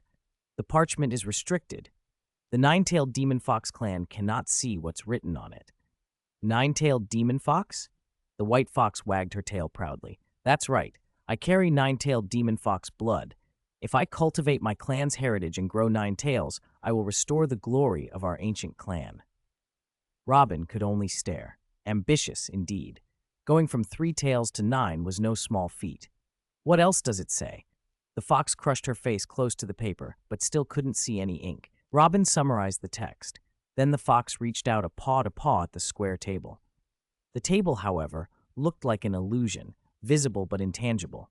The fox leaped forward and disappeared behind the illusory table. A fluffy fox head popped out from the center of the black velvet cloth. "Oh dear," she said, sounding amused. "The table's fake. Somebody went to all that trouble for a few junk items. And that bed, so big. Can a little body like yours even move it?" The fox's tongue was sharp. Robin wasn't about to be outdone. He tapped his chest and shot back. "A little body? Which one of us had a nosebleed and bolted in a panic after stealing a look?" "You." The fox's eyes reddened at the corners. With a huff, she ducked down and vanished again. Robin put the parchment away, grabbed the corners of the tablecloth with both hands, and gave it a hard yank, flicking it up and then throwing it to the right. The fake vanished. The true table revealed itself. "You can touch it?" the white fox asked, poking her head out in surprise. "Of course." Robin cocked an eyebrow. When he'd first picked up the parchment, his fingertips had already felt the tablecloth's texture. Curiosity got the better of the fox. She padded over and peered at the tabletop. It was composed of many 4 centimeter square wooden tiles. Each tile had part of a pattern, but the lines on adjacent tiles didn't match up. In the exact center of the table was a 2 by 2 centimeter empty gap. Robin stepped back to the wall, stood on tiptoe, squinted at the arrangement, and smiled. "I've got it. It's a Huarong Dao, the sliding block style puzzle, an enhanced 64 by 64 grid version. Looks like it forms a landscape painting." "Can you finish it in a month?" the fox said lazily, sprawled on the ground, as if nothing she did would change the table. "A month? Who are you underestimating?" Robin shot back. The fox's expression made it clear she didn't believe him, but she lounged on anyway. The difficulty was obvious. The wooden tiles had no serial numbers, no reference image, and there were 4,095 tiles, one missing in the middle. Before sliding anything, Robin wanted to reconstruct the original picture. He activated the silverfish spirit insect's extensive learning skill, which produced 4,095 hazy wooden tiles, and chanted a summoning spell to call Nagini in her human form. "You're bringing in outside help again?" The white fox blinked at the appearance of a purple-clad beauty. Robin thought, if Grant hadn't gone back to the burrow after Lalisa, I'd have summoned him instead. "What do I need to do?" Nagini asked, calm and gentle. "Sort the wooden tiles," Robin said, laying the gray tiles on the floor. "Group together tiles with connecting patterns." Nagini sat with her legs folded, scanned the pile for 10 seconds, then picked up 4 tiles and handed them to Robin. "A leaf. Arrange these in an inverted L to see it." Robin fitted the 4 tiles together and set them aside. The white fox, too proud to help at first, couldn't resist coming closer. "No way I'm helping." "Curious, aren't you?" Robin teased. "Fine." She stretched and padded over, pulled out 4 tiles, and presented them with a huff. A ladybug drinking water. Arrange them in a plus shape. Robin selected 2 tiles he'd already noticed and placed them under the fox's 4. Immediately, the water droplet the ladybug was drinking appeared as a slender-tailed oval. Thus, the 3 of them, man, snake, and fox, worked together. Nagini's keen eyes and Robin's guidance, plus the fox's instincts, let them assemble many small patterns of 2 to 6 tiles within a couple of hours. They joined small motifs into larger sections, placed those sections in the painting's overall layout, and then filled in the fine details. An hour later, snap. The last tile slid into place on the end of a vine. A forest landscape, dreamlike and wondrous, revealed itself across the tabletop. In the very center of the painting was a stone path flanked by several gnarled pines, their branches hanging with countless vines. Unidentifiable herbaceous plants carpeted the ground. At the path's end stood an old, pointed wooden cabin, its exterior cloaked in ivy. Luminous moats dotted the scene, giving the whole image a dreamlike, otherworldly air. "Fairyland, home, boo-hoo," whimpered the small creature beside the painting. A white fox lay curled by the frame, sobbing and sniffling.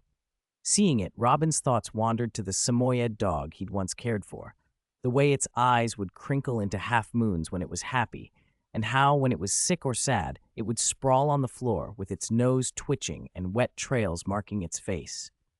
Robin had always been helpless against anything fluffy. The fox's muffled bawling melted his heart. He stepped forward, put an arm around the fox's neck, and tried to comfort it. Hey, little one, don't cry. The warped forest isn't so bad. There are fluffy birds to chase, puddles to splash in, tree branches to vault, and honey to swipe. Ow, what are you doing? The fox stuck its front paws into the collar of his shirt and tugged. Then, in a burst of surprisingly bold affection, it licked along his collarbone and chest. After a quick, mischievous run toward the wall, its big, feather duster tail lifted and made a wet, ridiculous slurping noise. Robin blinked in disbelief. The fox's antics put him in mind of that Samoyed once more, and then, impossibly, it gave an almost poodle-like wiggle. Quite the personality, Nagini observed after a long, thoughtful pause. Not just personality, Robin said, smiling despite himself. Split foxsonality. After a brief exchange with Nagini, Robin recited a recall spell and sent the snake back into the magic cube. He crossed to the low table, located the first 2 rows of wooden tiles of the painting labeled Fairyland, and began reconstructing the image using the push circle method and the gang replacement method. He kept finding positions, circling, and replacing tiles. 2 hours later, slap. One last wooden block slid into the bottom right corner. The gap's gray-brown underpaint matched the trunk of the pine perfectly. The tabletop puzzle was complete. Under the table, a creak and the grinding of gears, the surface split into 4 panels and slid outward, revealing a round, black aperture at the center. A sudden suction seized him. Robin felt like clothing in a spin dryer, his back pressed to the void as he spun. Oddly, his head didn't swim.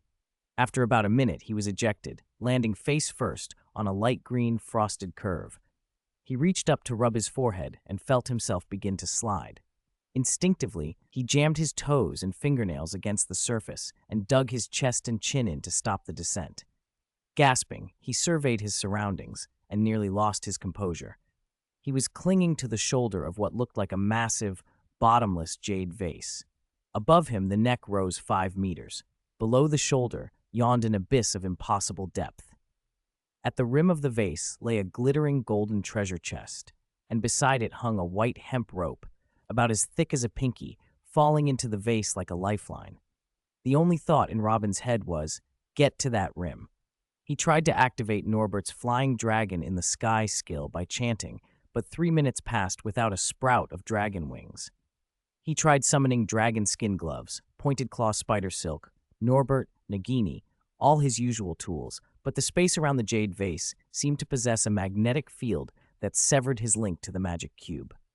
He could see, but he could not call anything into being. Red text then flickered across the jade wall before him. Fated 1, the treasure is up there. Whether you can reach it depends entirely on your own ability. Robin sighed. This one would be a test of raw physical strength. He shoved his sleeves tight and clamped his cuffs to add friction. He pressed toes, knees, hips, chest, and chin against the curved wall and began inching to the right. When he was about 70 centimeters from the hanging rope, he lunged, only to find the rope instantaneously teleport to the opposite side of the rim. He tried again. Each time his fingers neared the hemp, it would blink away to the far side. By the 5th attempt, he had learned the pattern. Instead of reaching, he closed the distance slowly. When the rope was 2 centimeters away, it vanished again. He glanced back and saw it reappear across the rim. He tested the phenomenon. 1 small step to the left and the rope returned. 1 small step to the right and it winked out. After a dozen repetitions, he discovered the trigger distance for the teleport. The rope was almost translucent, an optical trick, or the vase's strange magic. He wondered if the treasure chest itself was only an illusion. He would know once he climbed up to look. But climbing the neck was harder than sidling along the shoulder. Every 3 centimeters gained cost him 1 centimeter of slippage. At 2/3 of the way up, his toes slipped, and he shot downward. His fingernails scraped the jade wall until they bled before he managed to stop himself on the shoulder again. He was exhausted. His feet felt as if sparks were flying from them where they gripped. He needed more friction. He peeled the heel of his left shoe with his foot, then booted the other off. He rubbed his socks raw against the frost until holes appeared. He splayed his fingers and arched his palms to form a concave cup, using the suction effect of his hands as extra purchase. With toes, raw socks, bloodied fingernails, and a makeshift suction grip, he started upward again. Each upward move meant digging his toenails in and using the cupped palms to seal and lift. He expelled a little air to make the palms stick, then pressed his thumb to his index finger to secure it. The trick, inspired by suction cups, helped a great deal. With friction and suction working together, the climb became manageable. 20 minutes later, he reached the transition between the vase neck and the rim and paused to catch his breath before making the final push. He looked up, and the sight left him breathless. The surface of the treasure chest was so smooth it might have been polished glass. As Robin glanced at it, he caught an inverted image, a small barefoot figure, head down, clinging to the mouth of a bottle. When he looked up, the figure looked up. He turned his head, and the reflection turned its head. Robin squinted and realized this little person was his own reflection.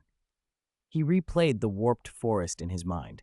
Da Ben Hu, big clumsy fox, brushing ash off, falling into a deep hole, banging a bell, a round-bottomed pile of rubbish, a springy bed, sudden blacks and whites. After the spring tossed him, he had felt only the shock of hitting something, not the sensation of falling. How, then, had he wound up on a black and white checkered floor? The blood rushing to his head and the dizziness when he entered that space felt like being upside down. Maybe the sound of shoes hitting the ground hadn't been imagined after all. Two outcomes presented themselves if he climbed. He would either get out of the jade bottle and take the treasure chest, or he would slide into a bottomless pit and never climb back. Trusting his instincts, Robin tightened his core, flipped, pressed his back against the jade wall, and slid. As soon as he passed the bottle's shoulder, he landed hard on the grass. His shoes, which he'd kicked off earlier, lay quietly about a meter away. He put them on and walked to the chest. Beside the chest sat a light green jade bottle that seemed bottomless. A white beam of light ran through it and shifted with every change of angle. After giving the bottle's mouth a few experimental flicks, Robin opened the chest. A wooden board split its interior into two compartments. The left was filled with palm-sized, colorful cloth bags. The right contained a golden key and a rolled parchment. He plucked up a yellow pouch and opened it. It held an undetectable extension charm, a 12-meter space filled with gold dust. A green bag revealed a 9-meter pocket of rare medicinal herbs. Whether the herbs still worked was another question. There were a dozen bags in all, each one capable of turning a pauper into a regional magnate, wealth enough to tempt anyone. He turned to the parchment, untied the string, and unrolled it. Fated one, congratulations on finding the treasure chest. You may smash the jade bottle and return to the starting point with the cloth bags, or you may abandon the cloth bags, take the key, and come find me. I will give you an unexpected surprise. Cloth bags or key, riches or a mystery. After a moment's thought, Robin picked up the golden key. With a heavy thud, a bronze door materialized beside the chest. He took a breath, turned the key in its lock, pushed the door open, and stepped into a dreamlike realm. Rock paths wound between gnarled pines, vines coiled around pointed wooden houses, while glowing insects hung in the air like lanterns. The scene might well have inspired a Huarong Dao woodblock painting, Robin thought. He prodded one glowing insect and found it stubborn. He tried to pull up roadside grass and couldn't move a single blade. The whole place had the stillness of a painting. The parchment had said to find the author if he wanted the surprise. Robin stood back and mentally divided the view into a 9-square grid, comparing each square to the woodblock image he remembered. He noticed one difference. The attic window of a pointed house in the painting was dark, but here it glowed orange-yellow. He followed the rock path, stepping around the floating insects, and came to the pointed house. The wooden door clicked open, leaving a gap. Robin squeezed through. The first floor was empty save for a stone table, a stump for a chair, and a potted plant he couldn't name.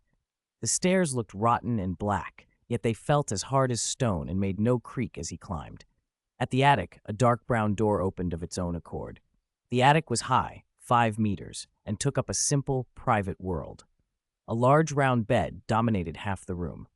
By the window sat a small desk with a crystal ball that glowed the same orange-yellow as the distant attic window. When Robin's hand touched the crystal, a vertigo so intense washed over him that the room tilted. When the dizziness eased, the world had shifted. Sunset filled the sky with orange. The ground beneath his feet was a pale green, shallow pool of water, about a centimeter deep. Each step sent ripples outward. He waded forward, splashing, and called out, "Hey, anyone there?" A faint splash answered from behind. Robin turned and saw a huge nine-tailed fox racing toward him. Its eyes were a brilliant blue like Ya's, with small tufts of black fur inside its ears. Its many tails floated like rootless feathers. When it was still 5 meters away, a milky halo wrapped its body, and in an instant it transformed into a human who walked toward him with a composed grace. "Who are you?" Robin asked. "Ya," she replied, "leader of the nine-tailed demon fox tribe."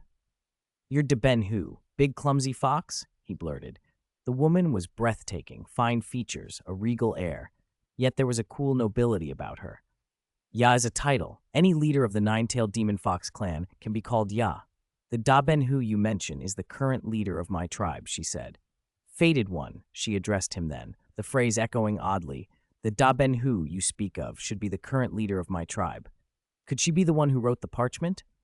Robin held up the golden key. "What is the surprise on the parchment?" he asked. "Magic stones," Ya answered softly. "Magic stones?" "Yes, we call stones that contain magical power magic stones." Her gaze cut straight to him. "They'd be very useful to you, wouldn't they?" Robin felt his hopes sink and tighten. Magic stones placed at the endgame were priceless. He tightened his grip on the key. "I don't believe you'd hand over magic stones without conditions." Ya's eyes brightened with a hint of approval. 10,000 years ago, the Great War consumed the warped forest in demon fire. I will give you magic stones if you help me reshape the forest and look after the current leader. Everything burned to cinders. How do you expect it to be reshaped? Robin pressed. Ya smiled, faint and inscrutable. You are clever, but evasive. If my tribe had had the foresight to keep a trump card back then, we wouldn't have lost our homeland. If you did not possess the power to reshape the forest, I would not have appeared to meet you.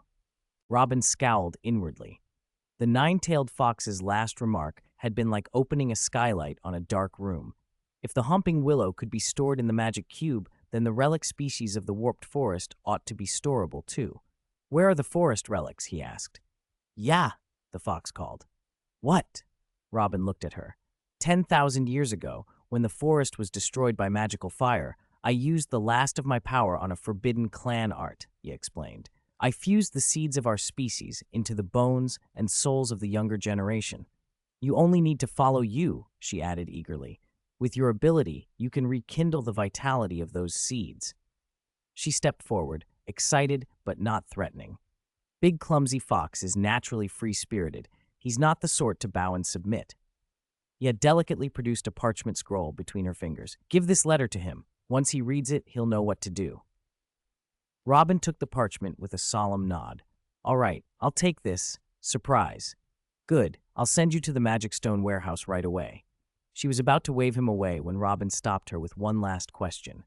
Wait, have Big Clumsy Fox and I actually ever been inside that dark green stone? You smiled and shook her head. No, you never entered the stone itself. The Ink Spirit Stone bears a magic array that transports anyone who uses it to a secret realm, an artificial space constructed 10,000 years ago. You and I probably think along the same lines. I've never revealed the Ink Spirit Stone's secret to my clan. And what about the objects suspended in the cave and the rubbish piled on the cave floor? Robin asked.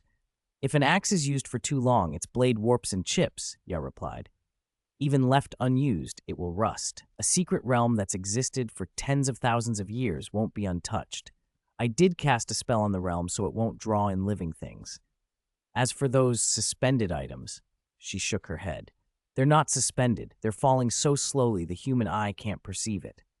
Then send me to the Magic Stone warehouse. All right, you waved her sleeve. The world around Robin shifted again. He found himself in a dim gray space. At his feet lay a treasure chest and a bottomless jade bottle. Ahead of him rose a hill-sized pile of indigo blue stones, each roughly the size of a bowling ball, each giving off a faint glow. He knew smashing the jade bottle would return him to the starting point, but there was far too much here. He couldn't take it all at once. Should he try the magic cube skill again? Robin closed his eyes and silently formed the release spell. He counted in his head, waited, but heard nothing. After a long sigh, he opened his eyes and saw a long-tailed little black dragon, wings folded tight, claws barely touching the ground, creeping toward the pile of stones. "Norbert, what are you doing?" Robin asked, exasperated. At the sound of his master's voice, the little dragon dropped the thief's caution, flapped its wings, and bounded over with heavy, eager steps. It snatched a stone, chewed it with a loud crunch, and swallowed it whole. Robin frowned. The dragon's diet definitely just expanded. "Norbert." Hearing the call, the little dragon hurriedly stuffed more stones into its mouth, as if terrified someone would take them.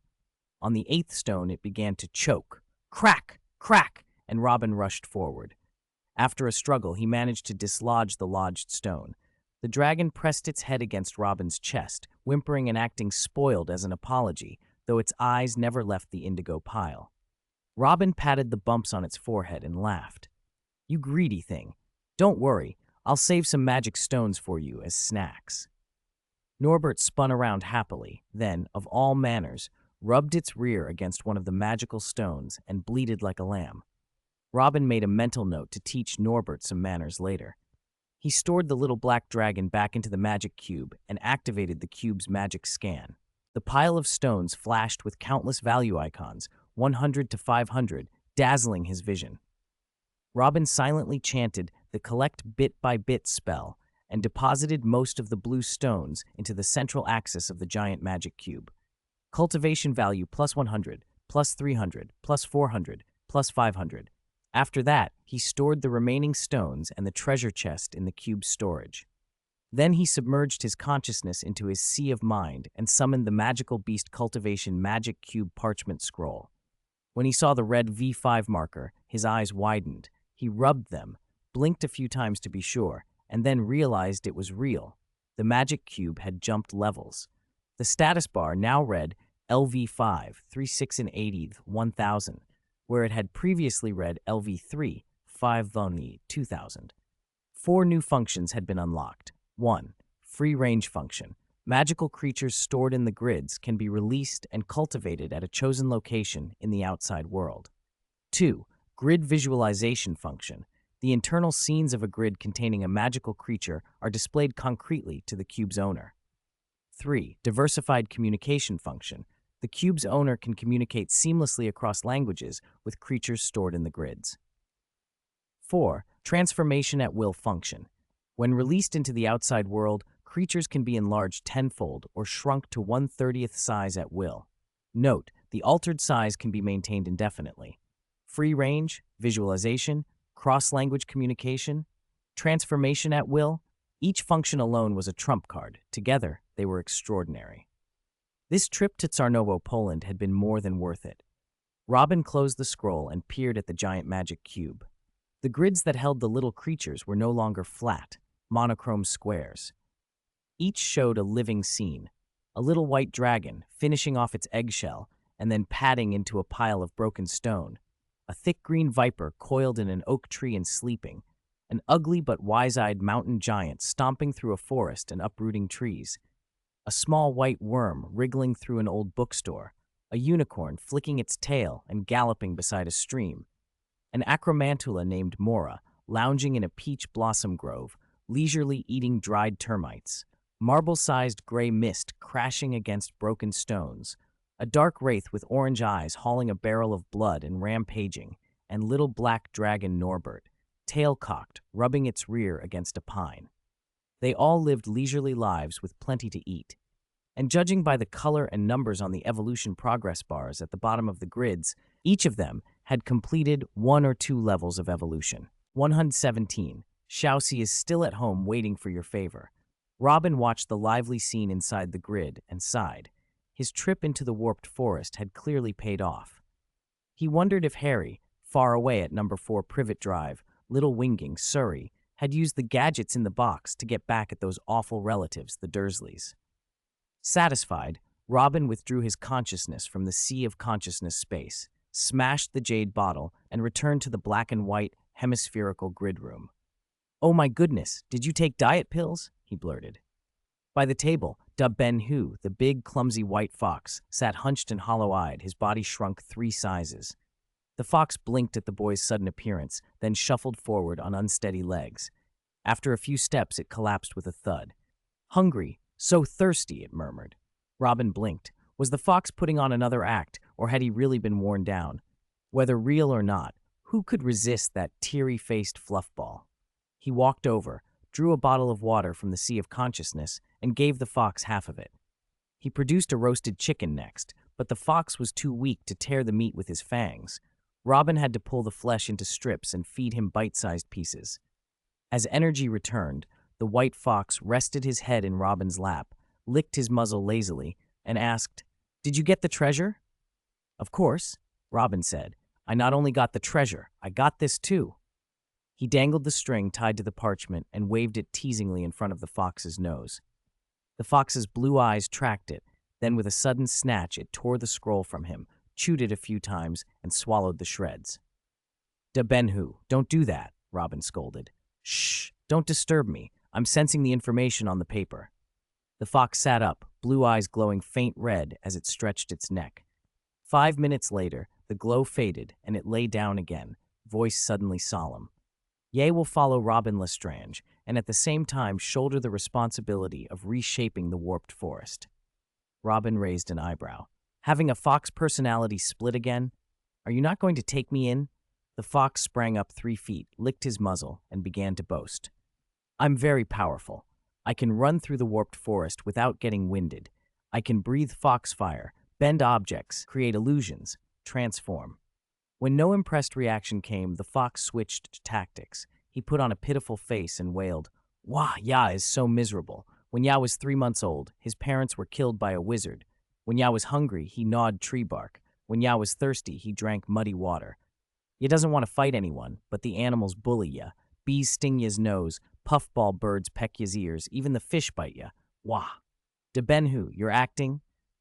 Your expressions are on point, but you've been wailing for ages, and not a single tear has fallen," Robin said flatly.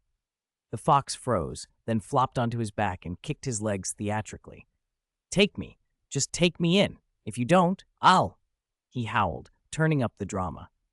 Sensing he was close to going full-on dramatic and feeling the sting of the totem beneath the fox's left collarbone, Robin stroked the tail a few times, murmured the binding spell, and collected the fox into the cube.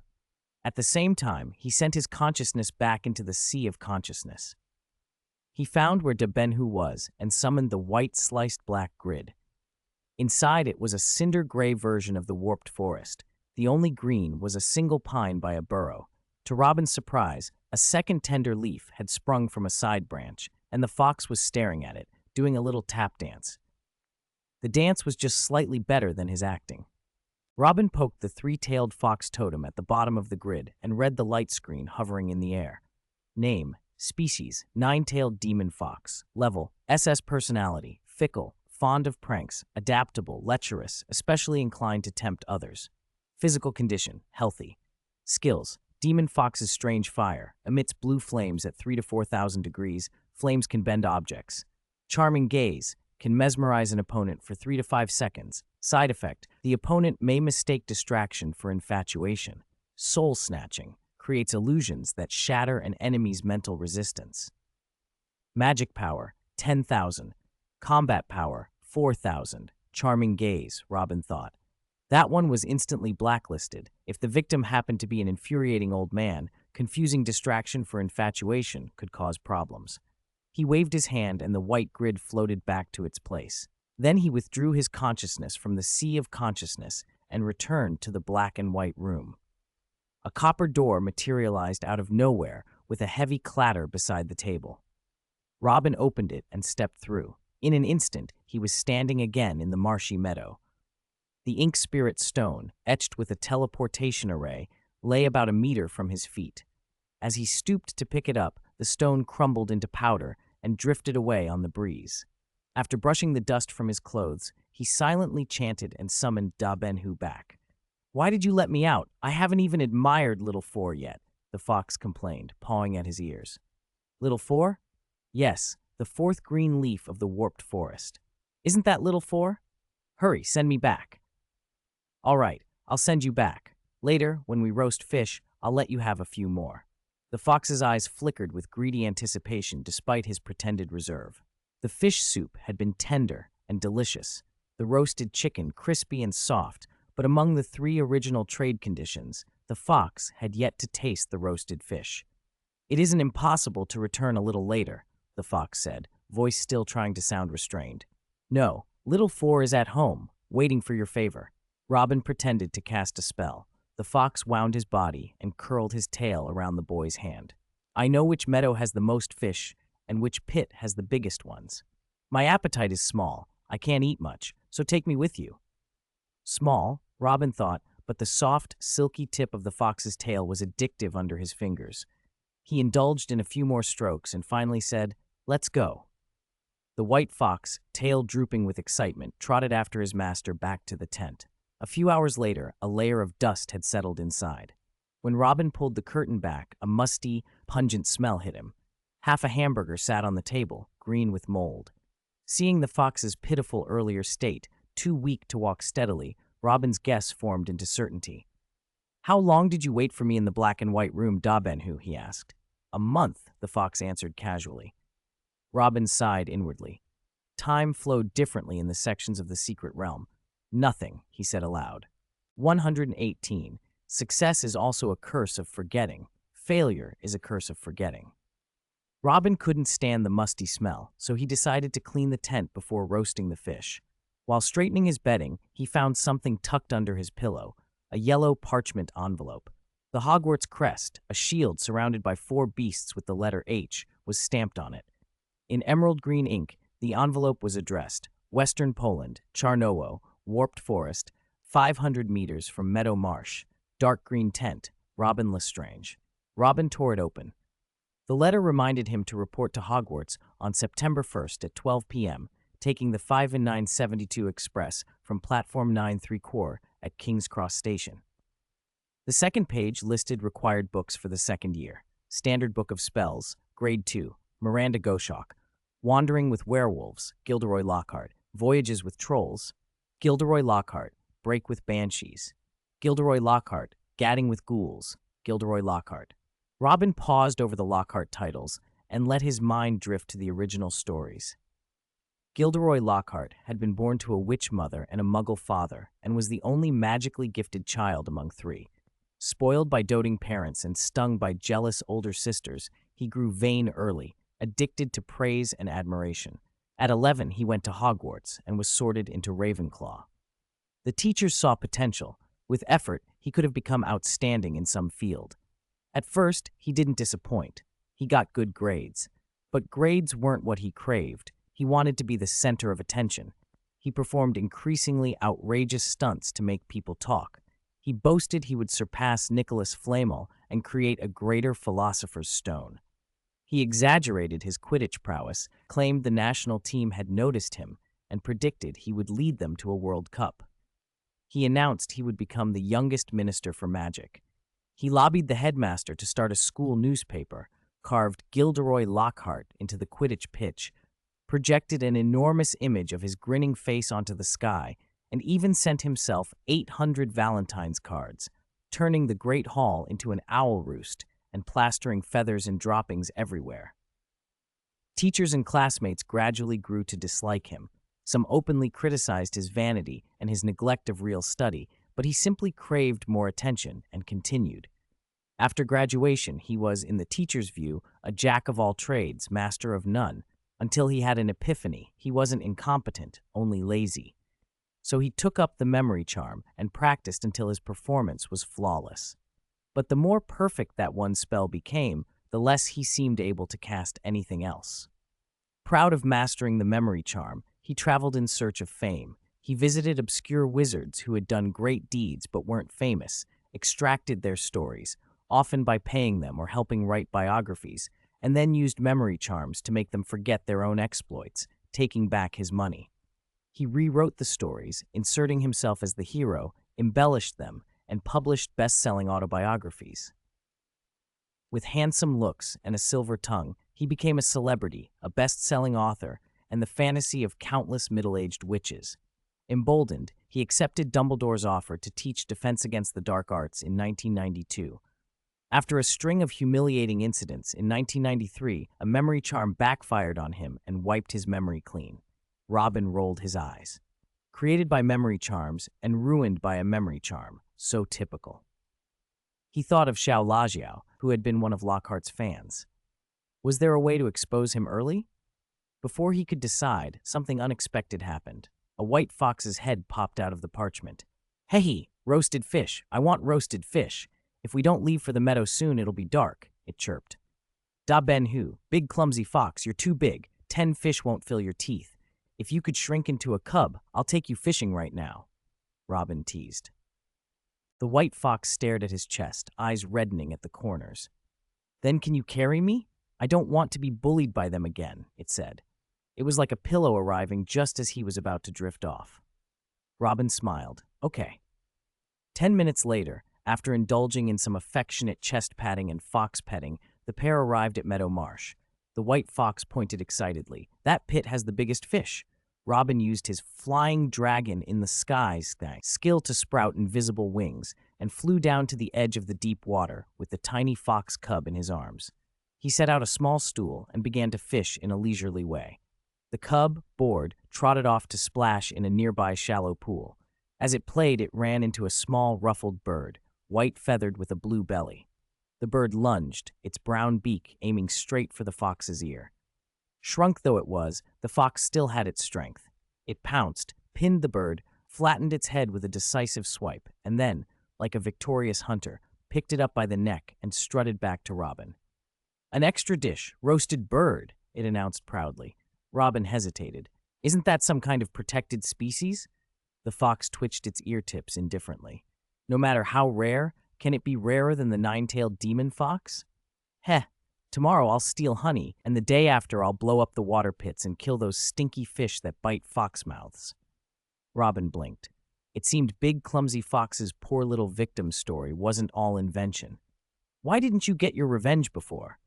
As he spoke, Robin burned off the bird's feathers, gutted it, and threaded pieces of its lung onto his hook for bait. He cast the line into the deep pit. The white fox watched the ripples, then asked softly, "Do wizards get revenge on muggles?" For some wizards, Robin thought, being associated with muggles was shameful, a stain to hide. Taking revenge on muggles would humiliate a wizard, revealing a history of being belittled by non-magical people. "Why now?" he asked, watching the water lie calm. The fox wagged its tail, a mischievous glint in its eyes. "Because I'm a little cub now. Getting revenge now isn't considered bullying the small or oppressing the weak." 119. Little Milk Fox's revenge splash. Ripples spread across the water, and something tugged hard from below. Robin quickly reeled in the line. Splash, a large white fish, 1/2 meter long, came up on the spider silk line. That would mean no worrying about dinner tonight. After he prepared both the bird and the fish, he said to the little milk fox nibbling on water plants, "Come on, let's dig a pit and roast the fish." The white fox suddenly leapt forward, claws hooking into Robin's shirt. Its 3 fluffy tails kept brushing against his waist. Robin held the fish bucket in one hand and one mischievous tail in the other, flapping his imaginary dragon wings as he headed back to shore. That night, the man and the fox ate until they could eat no more. Because the musty smell in the tent still lingered, Robin set up his bed outside. The white fox, afraid he might be cold. Poland's average August temperature is only 12 to 22 degrees Celsius. Thoughtfully, turned back to its full size and sprawled across the quilt in a way that gave Robin another nightmare of trudging across desert dunes in search of water. In the days that followed, the fox shrank back down to a little milk fox and proceeded to turn the warped forest upside down. It ruined a beehive and smeared honey everywhere, then triumphantly brought back a honeycomb the size of a bowling ball, forcing Robin to extract bee pupae to roast for it. It gnawed through squirrels' burrows and fed all the stored pine nuts to the birds.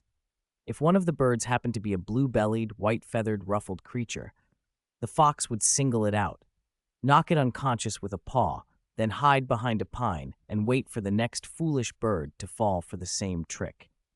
It whined, clawed for sympathy, and begged Robin for fireworks and firecrackers, an appeal that resulted in a quarter of the fish in the meadow swamp turning belly up. It even rode a crested porcupine, grinning with that foxish smile, and plucked out every one of the poor creature's quills. In short, none of those who had bullied it escaped unpunished. Robin wasn't idle either. He spent his days cleaning up the fox's messes, returning honeycombs, repairing squirrel holes, burying dead fish, and nursing quillless porcupines, and trying to catch up on his summer homework. Where there is oppression, there is resistance. The law of the jungle holds. When the animals of the warped forest finally banded together to encircle the wicked fox, they discovered the dark green tent gone and the earthen stove on the distant rise razed to the ground. They gnawed their teeth and cursed the fox's shamelessness in their many tongues. London, Charing Cross Road. Robin walked the street a long time before he found the famous Leaky Cauldron. The pub squeezed itself between a large bookstore and a record shop, its facade small and unassuming, its door without a transom. People on the street walked past as if the black door were nothing special, never pausing to stare. He looked around, then pushed it open. Inside, the pub was dim. Skylight and candles did little to lift the gloom. The place was cluttered. Tables and chairs arranged haphazardly, bottles overturned on one table with no barkeeper in sight. Wizards and witches, dressed and talking in all sorts of styles, clustered in twos and threes. As soon as Robin entered, the chatter dropped. When they saw he wasn't someone they knew, the conversations resumed. Robin tiptoed over fallen bottles and puddles of spilled drink and walked further in. Passing a long bar, he overheard a group of plump witches eagerly discussing Gilderoy Lockhart's upcoming book signing. He crouched as if to tie his shoe and listened. From their conversation, he gleaned an important piece of news. In 1 hour, Gilderoy Lockhart would hold a signing for Magical Me at Flourish and Blots. Robin frowned in delighted surprise. Maybe he'd see Harry, Ron, and Hermione later. In the original story, on the day of Lockhart's signing, the 3 children had planned to go to Diagon Alley to buy school books. Harry, staying at the Burrow, mispronounced Diagon Alley when using the flu and was sent to Borgin and Burke's in Knockturn Alley, where he witnessed Lucius Malfoy's secret business with Mr. Borgin. With Hagrid's help, he later made it to Diagon Alley. After that came the reunion of the 3 kids, taking out money, shopping, queuing, taking pictures, and buying books. "Young man, would you like a glass of sherry?" a brown-haired plump witch asked, waving a stemmed glass of dark yellow liquid. "Thank you, no," Robin said quickly. He knew the witches had noticed him eavesdropping. He slipped past the bar and ducked into a small walled courtyard. Weeds pushed up through the cracks in the paving stones, and a single trash can stood against the inner wall. Nothing else. Robin went to the trash can, pulled out his wand, and counted bricks on the wall. 3 up from the lid, 2 across. He tapped the brick lightly 3 times. The brick shivered and almost imperceptibly moved. A fist-sized hole opened in the wall and widened into an arched passageway. As soon as Robin stepped through, the archway shrank behind him and the wall fell back into place. He walked into a narrow, winding street of cobbles. The signing wouldn't start for an hour, so Robin took his time browsing Diagon Alley. He planned to pick out some back-to-school presents for Ginny, and who knew, he might run into old friends while shopping. His luck held. After stuffing a cauldron, scales, and a telescope into his yellow cloth bag, he ran into Fred and George Weasley with Lee Jordan in Weasley's Wizard Wheezes. "Hi, Robin. Long time," Fred grinned. "Want some of these filibusters fireworks? They bloom when wet." Robin shook his head but asked, "How do you plan to use them?" We haven't decided yet," George said, "but it definitely won't be the normal way." Lee Jordan's face lit up with a wicked idea. Strip off the colorful wrapping, take out the gunpowder, and feed it to magical creatures. "Good idea. It had to be you, Jordan." They exchanged looks and burst into laughter. Robin sighed inwardly and muttered 3 tiny candles' worth of sympathy for the fire salamanders. Not long after, he bumped into Percy in a second-hand shop. Percy stood by a pile of old cloaks, buried in a book titled How Prefects Gain Power. Robin called his name several times before Percy finally glanced up. "Ron and the others were here half an hour ago. They went to the right." Then Percy's eyes dropped back to his book, and he mumbled words like prefect, responsibility, power, duty, planning under his breath. The seed of ambition had already taken root in him. Robin shook his head and headed off toward Flourish and Blots. 10 minutes later, Robin arrived at Flourish and Blots. A large banner hung in the upstairs window. August 12th, 12:30 p.m. to 1 p.m. Lockhart, autograph session for my magical me. He checked his watch. It was exactly 12:30. A crowd of middle-aged witches, with a few wizards scattered among them, was pressed into the doorway. A tired-looking wizard with a hoarse voice stood there trying to keep order. "Watch your step, please. Quiet. No pushing. Mind the bookshelves," he barked, but no one listened. The witches poured into the shop like a swarm of bees, each clutching several of Gilderoy Lockhart's books and shoving toward the signing table at the very back. The loudest, most enthusiastic one was unmistakably Mrs. Molly Weasley, short, stout, and full of buoyant laughter. As Robin moved to squeeze inside and get a better look, a voice behind him cried, "Robin, it's really you." Hermione handed her ice cream to Harry and ran over, beaming. She hugged Robin tightly. He hugged her back and, looking down, noticed how she'd changed during the 2 months apart. Her once round baby face had become more delicate and refined.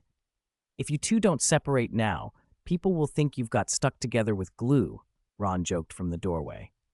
Hermione flushed bright red and stepped back, stammering, You didn't leave an address, so we couldn't write to you."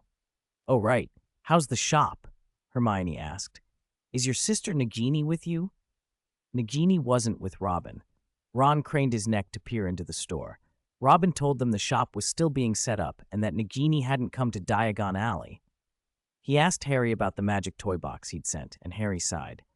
"At first it worked brilliantly. Uncle Vernon, Aunt Petunia, and Dudley were terrified of a hopping, fire-breathing frog and treated me with a lot more respect. But then," he told them how, while he was out buying things, the Dursleys had locked up nearly all his luggage, and how Dobby the house elf had appeared in his room, warning him not to go back to Hogwarts.